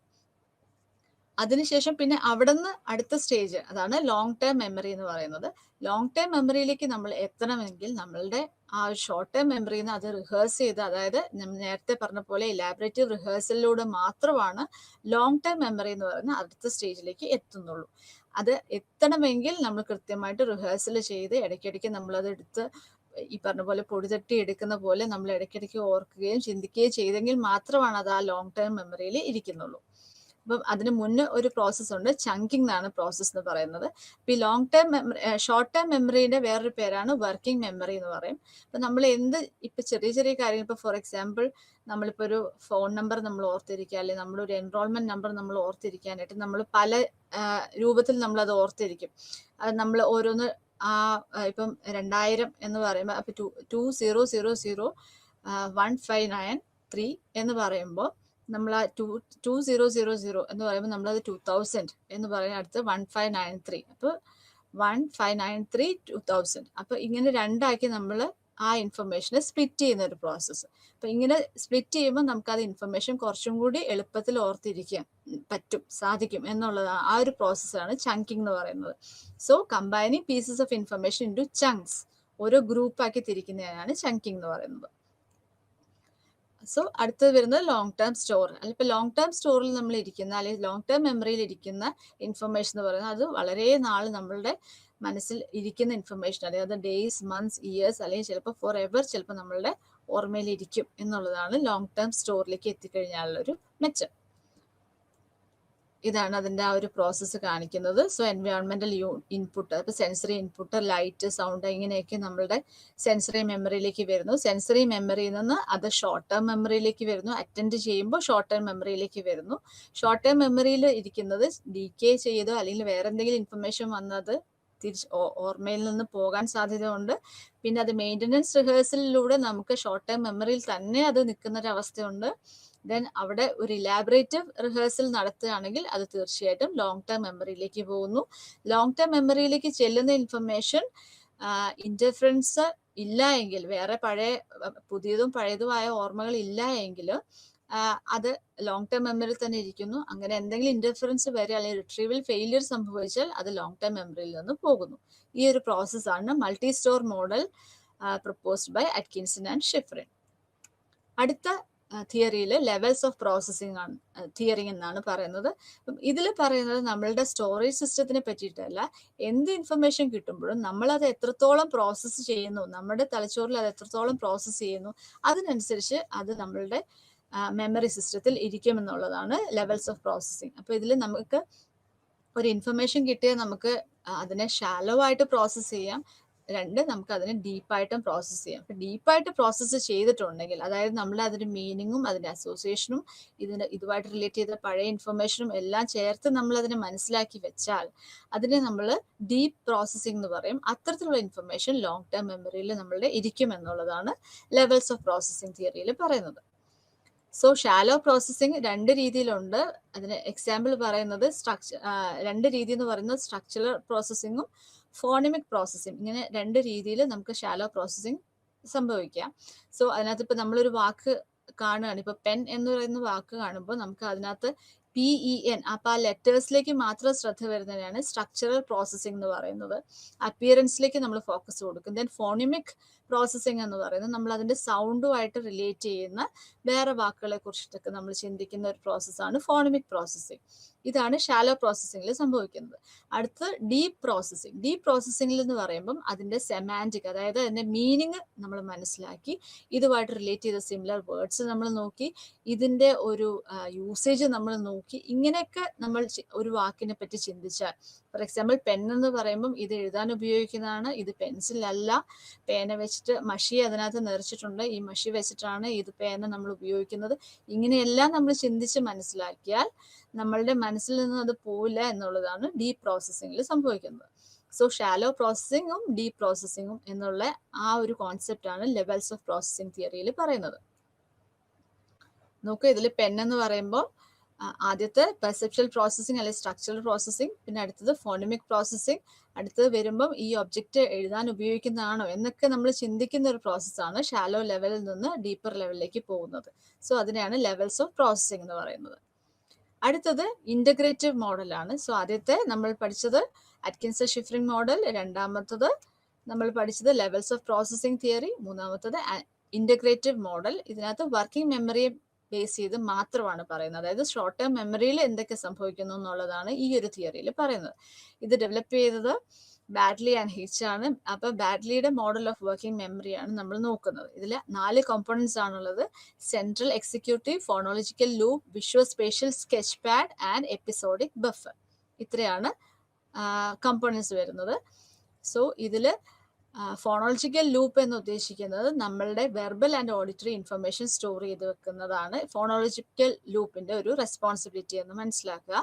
ദെൻ വിഷ്വൽ സ്പേഷ്യൽ സ്കെച്ച് പാഡിന്റെ റെസ്പോൺസിബിലിറ്റി എന്ന് പറയുന്നത് visual and spatial information store ചെയ്ത് വെക്കുക എന്നുള്ളതാണ്. എപ്പിസോഡിക് ബഫറിന്റെ ഇൻഫർമേഷൻ എന്ന് പറയുന്നത് നമുക്ക് ഈ രണ്ടിടത്തുനിന്ന് കിട്ടുന്ന ഇൻഫർമേഷനെ കമ്പൈൻ ചെയ്ത് വെക്കുക എന്നുള്ളതാണ്. അതിനുശേഷം സെൻട്രൽ എക്സിക്യൂട്ടീവ് ആണ് ഇത് എങ്ങനെയാണ് ഇത് വർക്ക് ചെയ്യേണ്ടത്, ഇതിനകത്ത് ഏത് ഇൻഫർമേഷൻ എങ്ങനെയാണ് എടുക്കേണ്ടത് എന്നതിനെ കുറിച്ചുള്ള ചിന്തകളെല്ലാം വരുന്നതാണ് സെൻട്രൽ എക്സിക്യൂട്ടീവ്. അപ്പൊ സെൻട്രൽ എക്സിക്യൂട്ടീവ് ആണ് തീരുമാനിക്കേണ്ടത് ഇത് ലോങ് ടേം മെമ്മറിയിലേക്ക് പോകണോ അതോ ഫെയ്ഡ് ചെയ്ത് ഇത് വെക്കണോ എന്ന് തീരുമാനിക്കുന്നത് സെൻട്രൽ എക്സിക്യൂട്ടീവ് ആണ്. സോ ഈ എല്ലാ പ്രോസസ്സും നടക്കുന്നത് വർക്കിംഗ് മെമ്മറിയിലാണ് എന്നുള്ളതാണ് ബാറ്റ്ലി മോഡലിൽ പറയുന്നത്. സോ ഇതാണ് 3 ബേസിക് തിയറീസ് ഓഫ് മെമ്മറി എന്ന് നമ്മൾ മനസ്സിലാക്കണം. Central executive, visual spatial sketch pad, episodic buffer, phonological loop. ഇവിടെ നിന്നാണ് നമ്മുടെ ലോങ് ടേം മെമ്മറിയിലേക്ക് പോകുന്നത്. അടുത്തത് declarative memory or explicit memory. Then അടുത്തത് implicit memory. So explicit memory and implicit memory 2 തരത്തിലുള്ള മെമ്മറിയാണ് പറയുന്നത്. സോ ഡിക്ലറേറ്റീവ് മെമ്മറി എന്ന് ഉദ്ദേശിക്കുന്നതിനകത്ത് മെയിൻ ആയിട്ട് വരുന്നത് working memory, episodic memory and semantic memory. So നമ്മൾ കോൺഷ്യസ് ആയിട്ട് നമ്മൾ എഫേർട്ട് എടുക്കുന്ന ഒരു പ്രോസസ്സാണ് ഡിക്ലറേറ്റീവ് മെമ്മറിയിൽ വരുന്നത്. So which can be control consciously. നമുക്ക് അത് ഓർത്ത് എടുക്കണമെങ്കിലും എല്ലാം അതുപോലെ അത് മെമ്മറിയിൽ ഇരിക്കണമെങ്കിലും എല്ലാം ആ ഒരു കോൺഷ്യസ് ആയിട്ടുള്ള എഫേർട്ട് വരുന്ന ഒരു അവസ്ഥയാണ് ഡിക്ലറേറ്റീവ് മെമ്മറി എന്ന് പറയുന്നത്. So it involves effort and intention. ഇപ്പൊ നമ്മളത് ഓർത്ത് എടുക്കണം, അല്ലെങ്കിൽ recalling A name of a friend എന്ന് പറയുമ്പോൾ നമ്മൾ ആ ഫ്രണ്ടിന്റെ പേര് ഓർത്തെടുക്കാൻ നമ്മളുടെ ആ ഒരു കോൺഷ്യസ് ആയിട്ടുള്ള എഫേർട്ട് അവിടെ വരുന്നു. അതാണ് ഡിക്ലറേറ്റീവ് മെമ്മറി എന്ന് പറയുന്നത്. സോ ഡിക്ലറേറ്റീവ് മെമ്മറി 3 തരമുണ്ട്: working memory, episodic memory and semantic memory. So semantic memory എന്ന് പറയുന്നത് ഐഡിയാസ്, കോൺസെപ്റ്റ്സ് ഇതെല്ലാം ഓർത്തെടുക്കുന്ന അല്ലെങ്കിൽ ജനറൽ ആയിട്ടുള്ള നമ്മുടെ നോളജ് ഓർത്തിരിക്കുന്നതാണ് സെമാൻറ്റിക് മെമ്മറി എന്ന് പറയുന്നത്. എപ്പിസോഡിക് മെമ്മറി എന്ന് പറയുമ്പോൾ നമ്മളുടെ തന്നെ പേഴ്സണൽ ഈവൻസിനെ ഓർത്തെടുക്കുന്ന ഒരു പ്രോസസ്സാണ് എപ്പിസോഡിക് മെമ്മറി എന്ന് പറയുന്നത്. സോ ഡിക്ലറേറ്റീവ് മെമ്മറിയിൽ മെയിൻ ആയിട്ട് എപ്പിസോഡിക് മെമ്മറി, സെമാൻറ്റിക് മെമ്മറിയാണ് വരുന്നത്. അത് കൂടാതെ വർക്കിംഗ് മെമ്മറി കൂടി വരും. വർക്കിംഗ് മെമ്മറി എന്ന് പറയുമ്പോൾ ഷോർട്ട് ടേം മെമ്മറിയാണ്. അടുത്തത് നോൺ ഡിക്ലറേറ്റീവ് മെമ്മറി അല്ലെങ്കിൽ ഇംപ്ലിസിറ്റ് മെമ്മറി. അപ്പം ഇത് കോൺഷ്യസ് ആയിട്ട് വരുന്നത് അല്ലെ അൺകോൺഷ്യസ് ആയിട്ട് നമ്മളിലേക്ക് എത്തുന്ന ഒരു മെമ്മറിയാണ്. ചിലപ്പോൾ എന്തെങ്കിലും ഒരു പിക്ചർ കാണുമ്പോൾ പെട്ടെന്ന് നമ്മൾക്ക് പല കാര്യങ്ങളും നമ്മുടെ മനസ്സിലേക്ക് വരുന്നു. ഒരു സ്ഥലം നമ്മൾ കാണുമ്പോൾ പെട്ടെന്ന് നമ്മൾ ഒരുപാട് ഓർമ്മകൾ നമ്മൾ തേടി വരുന്നു. ഇതെല്ലാം നോൺ ഡിക്ലറേറ്റീവ്. അപ്പം നമ്മൾ പർപ്പസ്ഫുള്ളി ചെയ്യുന്നതല്ല, നമ്മൾ ഓർത്തെടുക്കാൻ ശ്രമിക്കേണ്ട കാര്യമില്ല. അതല്ലാതെ തന്നെ അൺകോൺഷ്യസ് ആയിട്ട് വരുന്ന ഒരു പ്രോസസ്സാണ് നോൺ ഡിക്ലറേറ്റീവ് മെമ്മറി അല്ലെങ്കിൽ ഇംപ്ലിസിറ്റ് മെമ്മറി എന്ന് പറയുന്നത്. സോ ഇതിൽ പ്രൈമിങ്, കണ്ടീഷനിങ്, അതുപോലെ പ്രൊസീജിയറൽ മെമ്മറി. ഫോർ എക്സാമ്പിൾ, ഇപ്പം നമ്മൾ സൈക്കിൾ ചവിട്ടാൻ അറിയുന്നതാണ്, പക്ഷെ നമ്മൾ പിന്നീട് നമ്മൾ അതിനെക്കുറിച്ച് ചിന്തിക്കുന്നില്ല. പക്ഷെ വേറൊരു സിറ്റുവേഷൻ വരുമ്പോൾ നമുക്കതൊന്ന് ഓർത്ത് അല്ലെങ്കിൽ അത് വീണ്ടും ഒന്ന് എടുത്ത് വീണ്ടും നമ്മളൊന്ന് പൊടി തട്ടി എടുക്കുന്ന ഒരു പ്രോസസ്സാണ് പ്രൊസീജിയറൽ മെമ്മറി എന്ന് പറയുന്നത്. So the process of learning a motor skill is slow, but once it is well learn it becomes automatic. അതാണ് പ്രൊസീജിയറൽ മെമ്മറിയിൽ വരുന്നത്. Then types of memory. ഇത് കൂടാതെയുള്ള ചില ടൈപ്സ് ഓഫ് മെമ്മറിയാണ്. ഒന്ന് സെമാൻറ്റിക് മെമ്മറി, സെൻസറി മെമ്മറി ഞാൻ പറഞ്ഞു, എപ്പിസോഡിക് മെമ്മറി പറഞ്ഞു. അടുത്തത് വരുന്നത് false memory, flashback memory. ഇപ്പോൾ സെമാൻറ്റിക് മെമ്മറി എന്ന് പറയുന്നത് നമ്മുടെ വേൾഡിനെ കുറിച്ചിട്ടുള്ള എല്ലാ നോളജും ഇതെല്ലാം സെമാൻറ്റിക് മെമ്മറിയിൽ വരുന്നതാണ്. ദെൻ സെൻസറി മെമ്മറി എന്ന് പറയുന്നത് ഫ്ലീറ്റിംഗ് മെമ്മറി. അപ്പൊ ഇവിടെ സെൻസറി മെമ്മറി എന്ന് പറയുമ്പോൾ എപ്പോഴും പെർസെപ്ഷൻ ആയിട്ട് കണക്ട് ചെയ്ത് വേണം നമ്മൾ ചിന്തിക്കാനായിട്ട്. സെൻസറി രജിസ്റ്ററിൽ നിന്ന് നമുക്ക് കിട്ടുന്ന ഒരു information from environment first reaches the sensory memory. Sensory മെമ്മറിയിൽ നിന്നാണ് നമ്മളുടെ ഷോർട്ട് ടേം മെമ്മറിയിലേക്കും അവിടെ നിന്നാണ് ലോങ് ടേം മെമ്മറിയിലേക്കും പോകുന്നത് എന്നുള്ളതാണ് നമ്മളുടെ ഫസ്റ്റ് തിയറിയിൽ നമ്മൾ മനസ്സിലാക്കുന്നത്. എപ്പിസോഡിക് മെമ്മറി എന്ന് പറയുമ്പോൾ ഞാൻ നേരത്തെ പറഞ്ഞ പോലെ നമ്മളുടെ ആ ഒരു പേഴ്സണൽ ലൈഫ് എക്സ്പീരിയൻസസിനെ കുറിച്ചിട്ടുള്ള ആ ഒരു എപ്പിസോഡ്സ് ഓർത്തെടുക്കുന്ന ഒരു പ്രോസസ്സാണ് എപ്പിസോഡിക് മെമ്മറി. ഓട്ടോബയോഗ്രഫിക്കൽ മെമ്മറി എന്ന് പറയുമ്പോൾ നമ്മളുടെ മാത്രം പാസ്റ്റ് ഇവന്റ്സ് അല്ലെങ്കിൽ പേഴ്സണൽ എക്സ്പീരിയൻസസ് ഓർത്തെടുക്കുന്നതാണ് ഓട്ടോബയോഗ്രഫിക്കൽ മെമ്മറി. എപ്പിസോഡിക് മെമ്മറി എന്ന് പറയുമ്പോൾ ലൈഫ് ഇവന്റ്സ്, അത് നമ്മളുടെ മാത്രം ആയിരിക്കണമെന്നില്ല, പുറത്തെ വേറൊരു വ്യക്തിയുടെ ആണ് ലൈഫ് ഇവന്റ്സ് ഓർത്തിരിക്കുന്ന ആ ഒരു പ്രോസസ്സാണ് എടുക്കുന്ന ഒരു പ്രോസസ്സാണ് എപ്പിസോഡിക് മെമ്മറി എന്ന് പറയുമ്പോൾ. Then false memory. ഇത് നമ്മൾ മിക്കപ്പോഴും സംഭവിക്കുന്ന ഒരു കാര്യമാണ്. ശരിയാണ് കേട്ടോ, ഇങ്ങനെ ഒരു സംഭവം ഉണ്ട് കേട്ടോ എന്നൊക്കെ നമ്മൾ ചിലപ്പോൾ ഓർത്തെടുക്കും, പക്ഷെ അത് ഇല്ലായിരിക്കാം. അപ്പൊ നമ്മളുടെ അടുത്ത് ഒരാൾ അങ്ങനെ ഓർത്തെടുത്തേ എന്ന് പറയുമ്പോൾ നമ്മൾ ആ രീതിയിൽ നമ്മളുടെ ചിന്തകളെ മാറ്റുന്ന, നമ്മൾ തന്നെ കബളിപ്പിക്കുന്ന ഒരു സ്റ്റേജിന് ആ ഒരു ടൈപ്പ് ഓഫ് മെമ്മറിയാണ് false memory. So it is a memory of an event that never happened. So it can be defined as a mental experience that is mistakenly taken to be veridically representation of an event from one's personal past. അടുത്തത് flash bulb memory. ഇതെങ്ങനെയാണ് സംഭവിക്കുന്നത് വെച്ചാൽ, എന്തെങ്കിലും ഒരു event നമ്മൾക്ക് വളരെ significant ആയിട്ടുള്ള ഒരു ഇവന്റ് സംഭവിച്ച്, അല്ലെങ്കിൽ ഒരു ആക്സിഡന്റ്, ഒരു ഇൻസിഡന്റ് സംഭവിച്ചെന്ന് പറയുമ്പം ആ സമയത്ത് ഉള്ള എല്ലാം ഒരു പിക്ചർ പോലെ, ഒരു വിഷ്വലായിട്ട് നമ്മുടെ മനസ്സിലിരിക്കുന്ന ഒരു അവസ്ഥയാണ് ഫ്ലാഷ് ബൾബ് മെമ്മറി എന്ന് പറയുന്നത്. ഫോർ എക്സാമ്പിൾ, ഇപ്പം പ്രൈം മിനിസ്റ്റർ ഇന്ദിരാഗാന്ധി അല്ലെങ്കിൽ രാജീവ് ഗാന്ധി മരിച്ച സമയം എന്ന് പറയുമ്പം ആ സമയത്ത് ഞാൻ ഇന്നെടുത്തായിരുന്നു, ഇത് ചെയ്തുകൊണ്ടിരിക്കുമ്പോഴാണ് ഇത് സംഭവിച്ചത്, എനിക്കിപ്പോഴും നല്ല ഓർമ്മയുണ്ടെന്ന് പലപ്പോഴും നമ്മൾ പറയുന്നത് കേൾക്കാറുണ്ട്. സോ അത് ആ ഒരു ഇമോഷൻ ഇന്റൻസിറ്റി അനുസരിച്ചിട്ടാണ് നമ്മൾ അതിനെ അത്രയും ക്ലിയർ ആയിട്ടുള്ള ഒരു വിഷ്വൽ ഇമേജ് നമ്മൾ മനസ്സിൽ വെക്കുന്നതിനെയാണ് ഫ്ലാഷ് ബൾബ് മെമ്മറി എന്ന് പറയുന്നത്. Then forms of memory retrieval. നമുക്ക് പല രീതിയിൽ നമുക്ക് ഓർത്തെടുക്കാം, അല്ലെങ്കിൽ മെമ്മറി റിട്രീവൽ സംഭവിക്കും. അതിനകത്ത് ഫസ്റ്റ് വരുന്നതാണ് റീകോൾ. റീകോൾ എന്ന് പറയുന്നത് നമ്മൾക്ക് പ്രത്യേകിച്ച് ക്യൂസ് ഒന്നും ഇല്ലാതെ ഫിസിക്കൽ ആബ്സെൻസിൽ തന്നെ നമുക്ക് പല കാര്യങ്ങളും ഓർത്തെടുക്കുന്നതിനാണ് റീകോളിംഗ് എന്ന് പറയാം. So recalling the name of A person, അല്ലെങ്കിൽ ഒരു ക്വസ്റ്റിന്റെ ആൻസർ പെട്ടെന്ന് ഓർത്തെടുക്കുക എന്നുള്ളതാണ് റീകോളിംഗ്. അപ്പം അതിൽ നമുക്ക് സീരിയൽ പൊസിഷൻ എഫക്റ്റ് ഉണ്ട്. നമ്മൾ ആദ്യം പഠിച്ച കാര്യങ്ങൾ ഓർത്തെടുക്കുന്നു, അവസാനം പഠിച്ച കാര്യങ്ങൾ ഓർമ്മയുണ്ട്. ഇതിന്റെ ഇടയിലുള്ള കാര്യങ്ങളാണ് പലപ്പോഴും നമ്മൾ മിസ്സായി പോകുന്നത്. അതിനെയാണ് സീരിയൽ പൊസിഷൻ എഫക്റ്റ് എന്ന് നമ്മൾ പറയും. സോ ആദ്യം പഠിച്ച കാര്യങ്ങൾ നമ്മളുടെ ലോങ് ടേം മെമ്മറിയിലേക്ക് പോയിട്ടുണ്ട്, അത് നമ്മൾ ഓർത്തിരിക്കുന്നു. അവസാനം പഠിച്ച കാര്യങ്ങൾ നമ്മുടെ ഷോർട്ട് ടേം മെമ്മറിയിലും ഉണ്ട്, അതും നമ്മൾ ഓർക്കുന്നു. അപ്പൊ ഇതിനിടയിൽ സംഭവിച്ചതാണ് നമ്മളെ ഫെയ്ഡ് ആവാനുള്ള ഒരു ചാൻസ്. സോ അതാണ് റീകോൾ എന്ന് പറയുന്നത്. അടുത്തത് റെക്കഗ്നീഷൻ. റെക്കഗ്നീഷൻ എന്ന് പറയുന്നത് നമ്മൾ ഐഡന്റിഫൈ ചെയ്യാണ്. അവിടെ ഒരു വ്യക്തി അല്ലെങ്കിൽ ഒരു സാധനം അവിടെ ഉണ്ട്, ഒരു ഫിസിക്കൽ പ്രസൻസ് അവിടെ ഉണ്ട്, അതിനെ നമ്മൾ ഐഡന്റിഫൈ എടുക്കുന്നതാണ്. So someone's name by seeing their picture, അതാണ് റെക്കഗ്നീഷൻ എന്ന് പറയുന്നത്. അടുത്തത് റീകളക്ഷൻ. റീകളക്ഷൻ എന്ന് പറയുമ്പോൾ നമ്മൾ പല ഇൻഫർമേഷൻസ് നമ്മൾ ഓർത്ത് കണക്ട് ചെയ്തെടുക്കുന്നതാണ് റീകളക്ഷൻ എന്ന് പറയുന്നത്. So rebuilding or piecing together of memory, അതാണ് റീകളക്ഷൻ. അടുത്തത് റീലേണിംഗ് ആണ്. റീലേണിംഗിൽ നമ്മൾ ഒരിക്കൽ പഠിച്ച കാര്യം നമ്മൾ വീണ്ടും പഠിക്കുന്ന ഒരു പ്രോസസ്സാണ് റീലേണിംഗ്. സോ ആദ്യം നമ്മൾ recall, then recognition, recollection, relearning. ഇത്രയാണ് നമ്മളുടെ ടൈപ്സ് ഓഫ് മെമ്മറി റിട്രീവലിൽ പഠിക്കുന്നത്. അടുത്തത് ഫൊർഗെറ്റിംഗ് ആണ്. അപ്പൊ എങ്ങനെയൊക്കെയാണ് നമ്മളുടെ ഫൊർഗെറ്റിംഗ് അല്ലെങ്കിൽ മറവി സംഭവിക്കുന്നത് എന്നുള്ളതാണ്. സോ മറവി എന്ന് പറയുന്നത് it is an inability to recall. നമുക്ക് ഓർത്തെടുക്കാൻ സാധിക്കുന്നില്ല, അല്ലെങ്കിൽ ആ ഒരു കപ്പാസിറ്റി നമുക്ക് ഇല്ലാതെ വരുന്ന അവസ്ഥയാണ് നമ്മൾ ഫൊർഗെറ്റിംഗ് എന്ന് പറയുന്നത്. So inability to recall already encoded and stored information from our memory system, ഇതിനെയാണ് ഫൊർഗെറ്റിംഗ് എന്ന് പറയുന്നത്.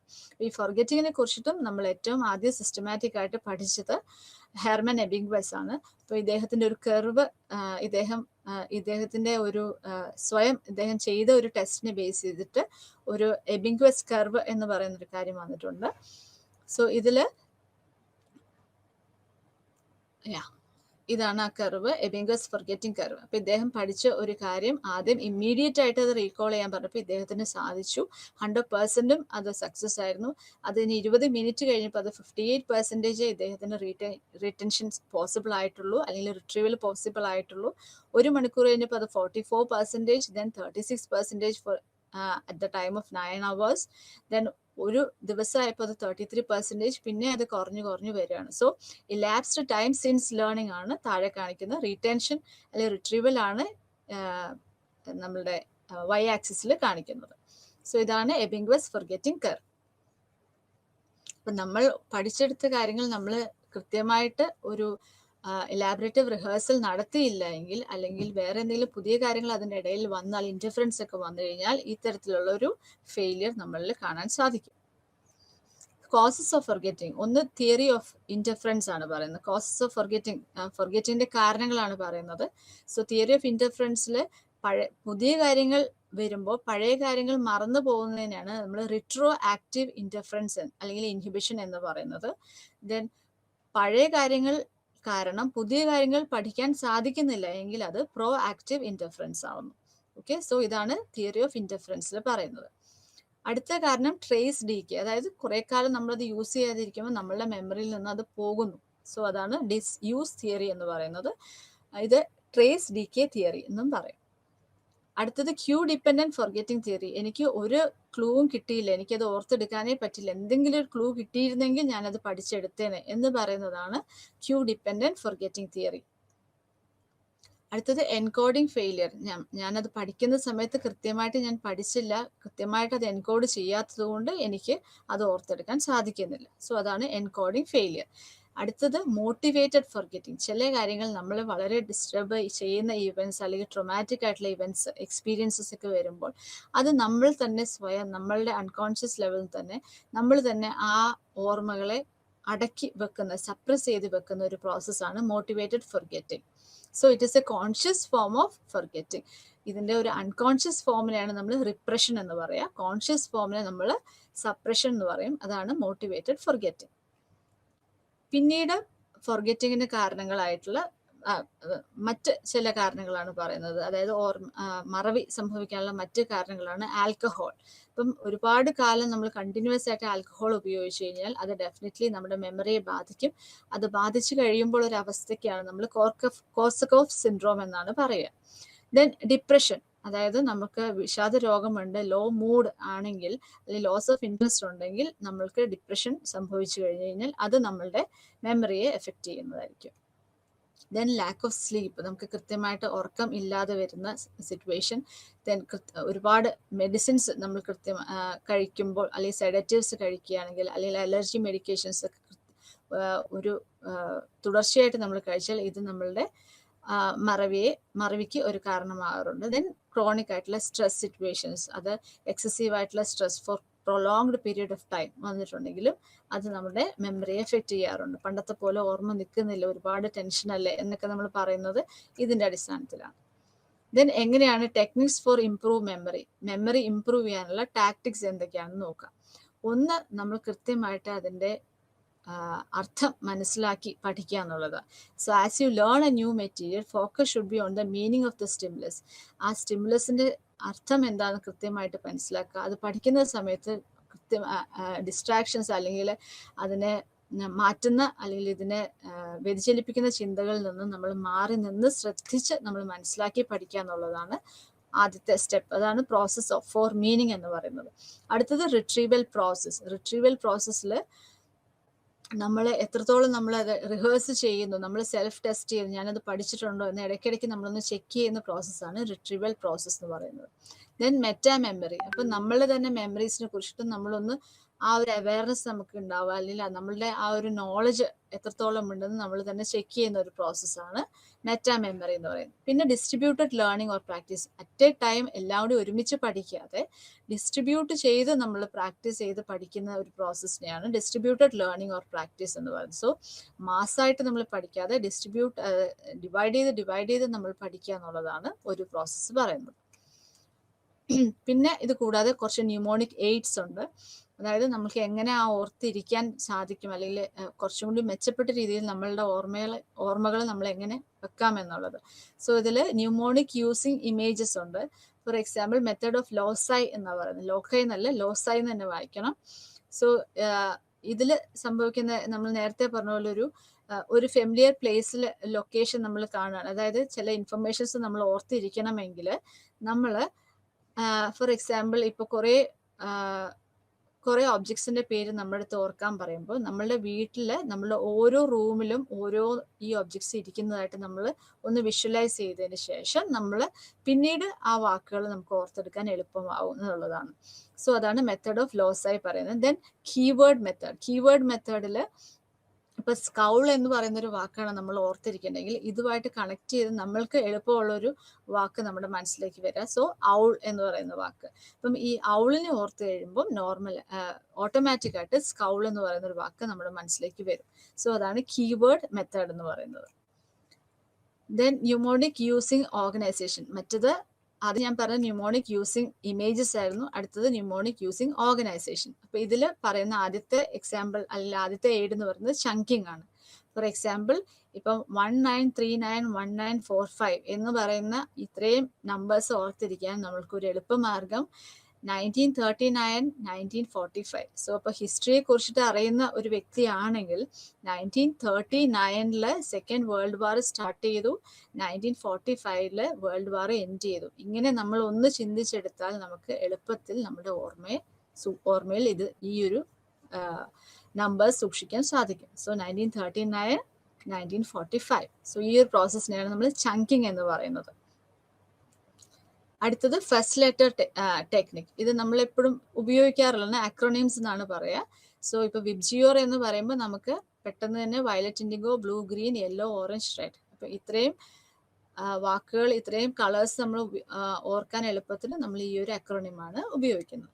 ദെൻ റൈംസ് വഴി നമുക്ക് സിമിലർ ആയിട്ട് സൗണ്ടിങ് ആയിട്ടുള്ള വേർഡ്സ് നമുക്ക് എല്ലാ വേർഡിലും വരുമ്പം നമുക്ക് പെട്ടെന്ന് ആ വാക്കുകളും അല്ലെങ്കിൽ ആ റൈമും ഓർത്തിരിക്കാനായിട്ട് സാധിക്കും. ദെൻ ഇത് കൂടാതെ ഫൊർഗെറ്റിങ്ങിനെ കുറയ്ക്കാൻ പറ്റുന്ന ചില ടാക്ടിക്സ് ആണ്, അല്ലെങ്കിൽ ചില പ്രാക്ടീസസിൽ പെടുന്നതാണ് റെഗുലർ ആയിട്ടുള്ള എക്സസൈസ്. അതും വളരെ ഹെക്റ്റിക് ആയിട്ടുള്ള എക്സസൈസ് ചെയ്യാൻ ഇവർ പറയുന്നില്ല, ബ്രീഫ് വെരി ലൈറ്റ് എക്സസൈസ് ചെയ്യാനാണ് പറയുന്നത്. ദെൻ അടുത്തത് get plenty of sleep. Adequate ആയിട്ടുള്ള സ്ലീപ്പ് നമ്മൾക്ക് വേണം എന്നാണ് പറയുന്നത് for our better physical and mental health. Then അടുത്തത് റിഹേഴ്സ് ഇൻഫർമേഷൻ. നമുക്ക് കിട്ടിയ ഇൻഫർമേഷൻ നമ്മളത് സേവ് ചെയ്ത് നമ്മുടെ മെമ്മറി സിസ്റ്റത്തിൽ സേവ് ചെയ്ത് ഇരിപ്പുണ്ടെന്ന് ഓർത്തിട്ട് ആ ഒരു ധൈര്യത്തിൽ ഇരിക്കാതെ ഇടയ്ക്കിടയ്ക്ക് നമ്മളൊന്ന് പൊടിതട്ടി നമ്മൾ നോക്കുക. സോ അതാണ് റിഹേഴ്സൽ എന്ന് പറയുന്നത്. അപ്പോൾ ഇപ്പോൾ ഞാൻ ഈ പറയുന്ന ഇൻഫർമേഷൻ അല്ലെങ്കിൽ ഇത് കേട്ട് നിങ്ങൾ തന്നെ നിങ്ങളുടെ ടെക്സ്റ്റൊക്കെ എടുത്ത് നോക്കുക, നമ്മൾ തന്ന ഇൻഫർമേഷൻസ് ഒക്കെ ഇതിനകത്ത് ഉണ്ടോ എന്ന് നോക്കുക. ഇടയ്ക്കിടയ്ക്ക് ഇതൊന്ന് മറിച്ച് നോക്കിക്കഴിഞ്ഞാൽ നിങ്ങൾക്ക് എക്സാം ടൈമിൽ വരുമ്പോൾ വലിയ സ്ട്രെയിനും സ്ട്രെസ്സും ഇല്ലാതെ നമുക്ക് പരീക്ഷ അറ്റൻഡ് ചെയ്യാൻ സാധിക്കും. സോ അതാണ് rehearse information. Then write it down.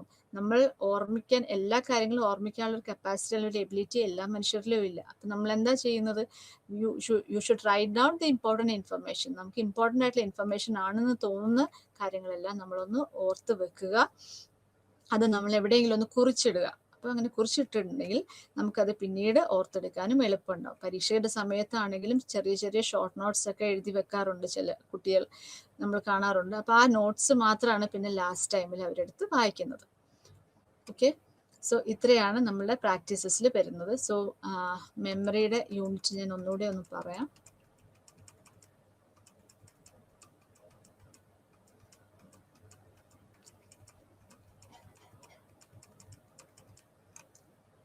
So മെമ്മറിയുടെ യൂണിറ്റിൽ ഫസ്റ്റ് ഇൻട്രൊഡക്ഷൻ നമ്മൾ പറഞ്ഞു, then nature and scope of memory. So മെമ്മറിയിൽ 3 സ്റ്റെപ്സ് ആണ്: encoding, storage and retrieval. Then theories or models of മെമ്മറിയിൽ 3 മോഡൽസ് ആണ് പറയുന്നത്: information processing model, levels of processing theory, integrative model. So അതിനെ നമ്മൾ വർക്കിംഗ് മെമ്മറി എന്നും പറയാറുണ്ട്. സോ ഇൻഫർമേഷൻ പ്രോസസ്സിംഗ് മോഡലിൽ sensory memory, short term memory, long term memory. Then levels of processing തിയറിയിൽ നമ്മൾ പറയുന്നത് നമുക്ക് ഷാലോ പ്രോസസ്സിംഗ് സംഭവിക്കുന്നു. സോ അതിൽ 2 എണ്ണമാണ്: സ്ട്രക്ചറൽ പ്രോസസ്സിങ്ങും ഫോണമിക് പ്രോസസ്സിങ്ങും. ദെൻ ഡീപ് പ്രോസസ്സിങ്ങിൽ സെമാൻറ്റിക് മെമ്മറി, അതിൻ്റെ മീനിങ്ങിനാണ് നമ്മൾ സ്ട്രെസ് കൊടുക്കുന്നത്. സോ ഡീപ് പ്രോസസ്സിങ്ങിൽ വരുന്ന ഇൻഫർമേഷൻ അത് ഓട്ടോമാറ്റിക് ആയിട്ട് നമ്മുടെ ലോങ് ടേം മെമ്മറിയിലേക്ക് ചെല്ലുന്നു. ദെൻ ഇൻ്റഗ്രേറ്റീവ് മോഡലിൽ നമ്മൾ 4 കമ്പോണൻസ് ആണ് പറയുന്നത്. സെൻട്രൽ എക്സിക്യൂട്ടീവ് ആണ് ഫസ്റ്റ്, ദെൻ ഫോണോളജിക്കൽ ലൂപ്പ് എന്ന് കിട്ടുന്ന information, visual spatial sketch pad എന്ന ഇൻഫർമേഷൻ. ഇത് രണ്ടും നമ്മളുടെ എപ്പിസോഡിക് ബഫറിലേക്ക് വന്ന് കമ്പൈൻ ചെയ്തിട്ട് ഒടുവിൽ സെൻട്രൽ എക്സിക്യൂട്ടീവ് ആണ് ആ ഒരു ഡിസിഷൻ അൾട്ടിമേറ്റ്ലി എടുക്കുന്നത്. Then declarative memory or explicit memory. ഇതിൽ സെമാൻറ്റിക് മെമ്മറി വരുന്നുണ്ട്, എപ്പിസോഡിക് മെമ്മറി വരുന്നുണ്ട്, വർക്കിംഗ് മെമ്മറി വരുന്നുണ്ട്. Then non declarative memory or implicit മെമ്മറിയിൽ priming, conditioning and motor or procedural memory വരുന്നു. Then types of memory: semantic memory, sensory memory, then episodic memory, autobiographical memory, false memory and flashbulb memory. Then forms of memory retrieval: recall, recognition, recollection, relearning. Then forgetting എബിംഗ്വസിന്റെ forgetting curve important ആണ്. Then causes of forgetting theory of interference വരുന്നു, trace decay theory വരുന്നു, cue dependent forgetting, encoding failure, motivated forgetting. Then other reasons: alcohol, depression, lack of sleep, medications, stress. Techniques to improve memory: meaning മനസ്സിലാക്കുക, retrieval process, meta memory, distributed learning. Then first letter technique, rhymes. Then അത് കൂടാതെ exercise, get plenty of sleep, rehearse information and write it down. So ഇത്രയാണ് other പ്രാക്ടീസസിൽ വരുന്നത്. So നമ്മൾ first യൂണിറ്റിൽ നമ്മളുടെ learning ആയിരുന്നു. ലേണിങ്ങിനെ പറ്റിയിട്ട് നമ്മൾ പറഞ്ഞു. ലേണിംഗ് എന്താണ്, അതിൻ്റെ നേച്ചർ, അതിൻ്റെ theories of learning, then strategies of learning, ഇത്രയും കാര്യങ്ങളാണ് മെയിനായിട്ട് നമ്മൾ പറഞ്ഞത്. അതിനകത്ത് തിയറീസ് ഓഫ് ലേണിംഗ് വളരെ ഇമ്പോർട്ടൻ്റ് ആയിട്ട് നമ്മൾ മനസ്സിലാക്കേണ്ടതാണ്. ലൈഫിൽ ഒത്തിരി ആപ്ലിക്കേഷൻ ഉള്ള ഒരു ഫീൽഡാണ് ലേണിംഗ് എന്ന് പറയുമ്പോൾ. അത് എല്ലാവരും ശ്രദ്ധിച്ചത് പഠിക്കുക, ശ്രദ്ധിച്ചത് മനസ്സിലാക്കുക. ലൈഫിൽ ഓരോ ആപ്ലിക്കേഷനും വരുമ്പം ഇത് ഏത് തരത്തിലുള്ള ലേണിംഗ് ആണ് നമ്മൾ സംഭവിച്ചതെന്നുള്ളൊരു ചിന്തയും നമ്മളിൽ വരിക. അടുത്തത് മെമ്മറിയാണ്. മെമ്മറിയിൽ nature, then theories, then forgetting, then causes of forgetting, then practices that may help reduce forgetting. So കൃത്യമായിട്ട് റിഹേഴ്സൽ ചെയ്ത് കഴിഞ്ഞാൽ നമുക്ക് ഏത് പഠനവും എളുപ്പമാകും. എന്ത് ഇൻഫർമേഷൻ ആണെങ്കിലും നമുക്ക് കൂടുതൽ കാലം നമ്മുടെ ലോങ് ടേം മെമ്മറിയിൽ സ്റ്റോർ ചെയ്ത് വെക്കാനും സാധിക്കും. ഓക്കെ, സോ ഇത്രയും പറഞ്ഞുകൊണ്ട് ഈ ക്ലാസ് ഇന്നിപ്പോൾ അവസാനിക്കുകയാണ്. So thank you all. Thank you. നമസ്കാരം.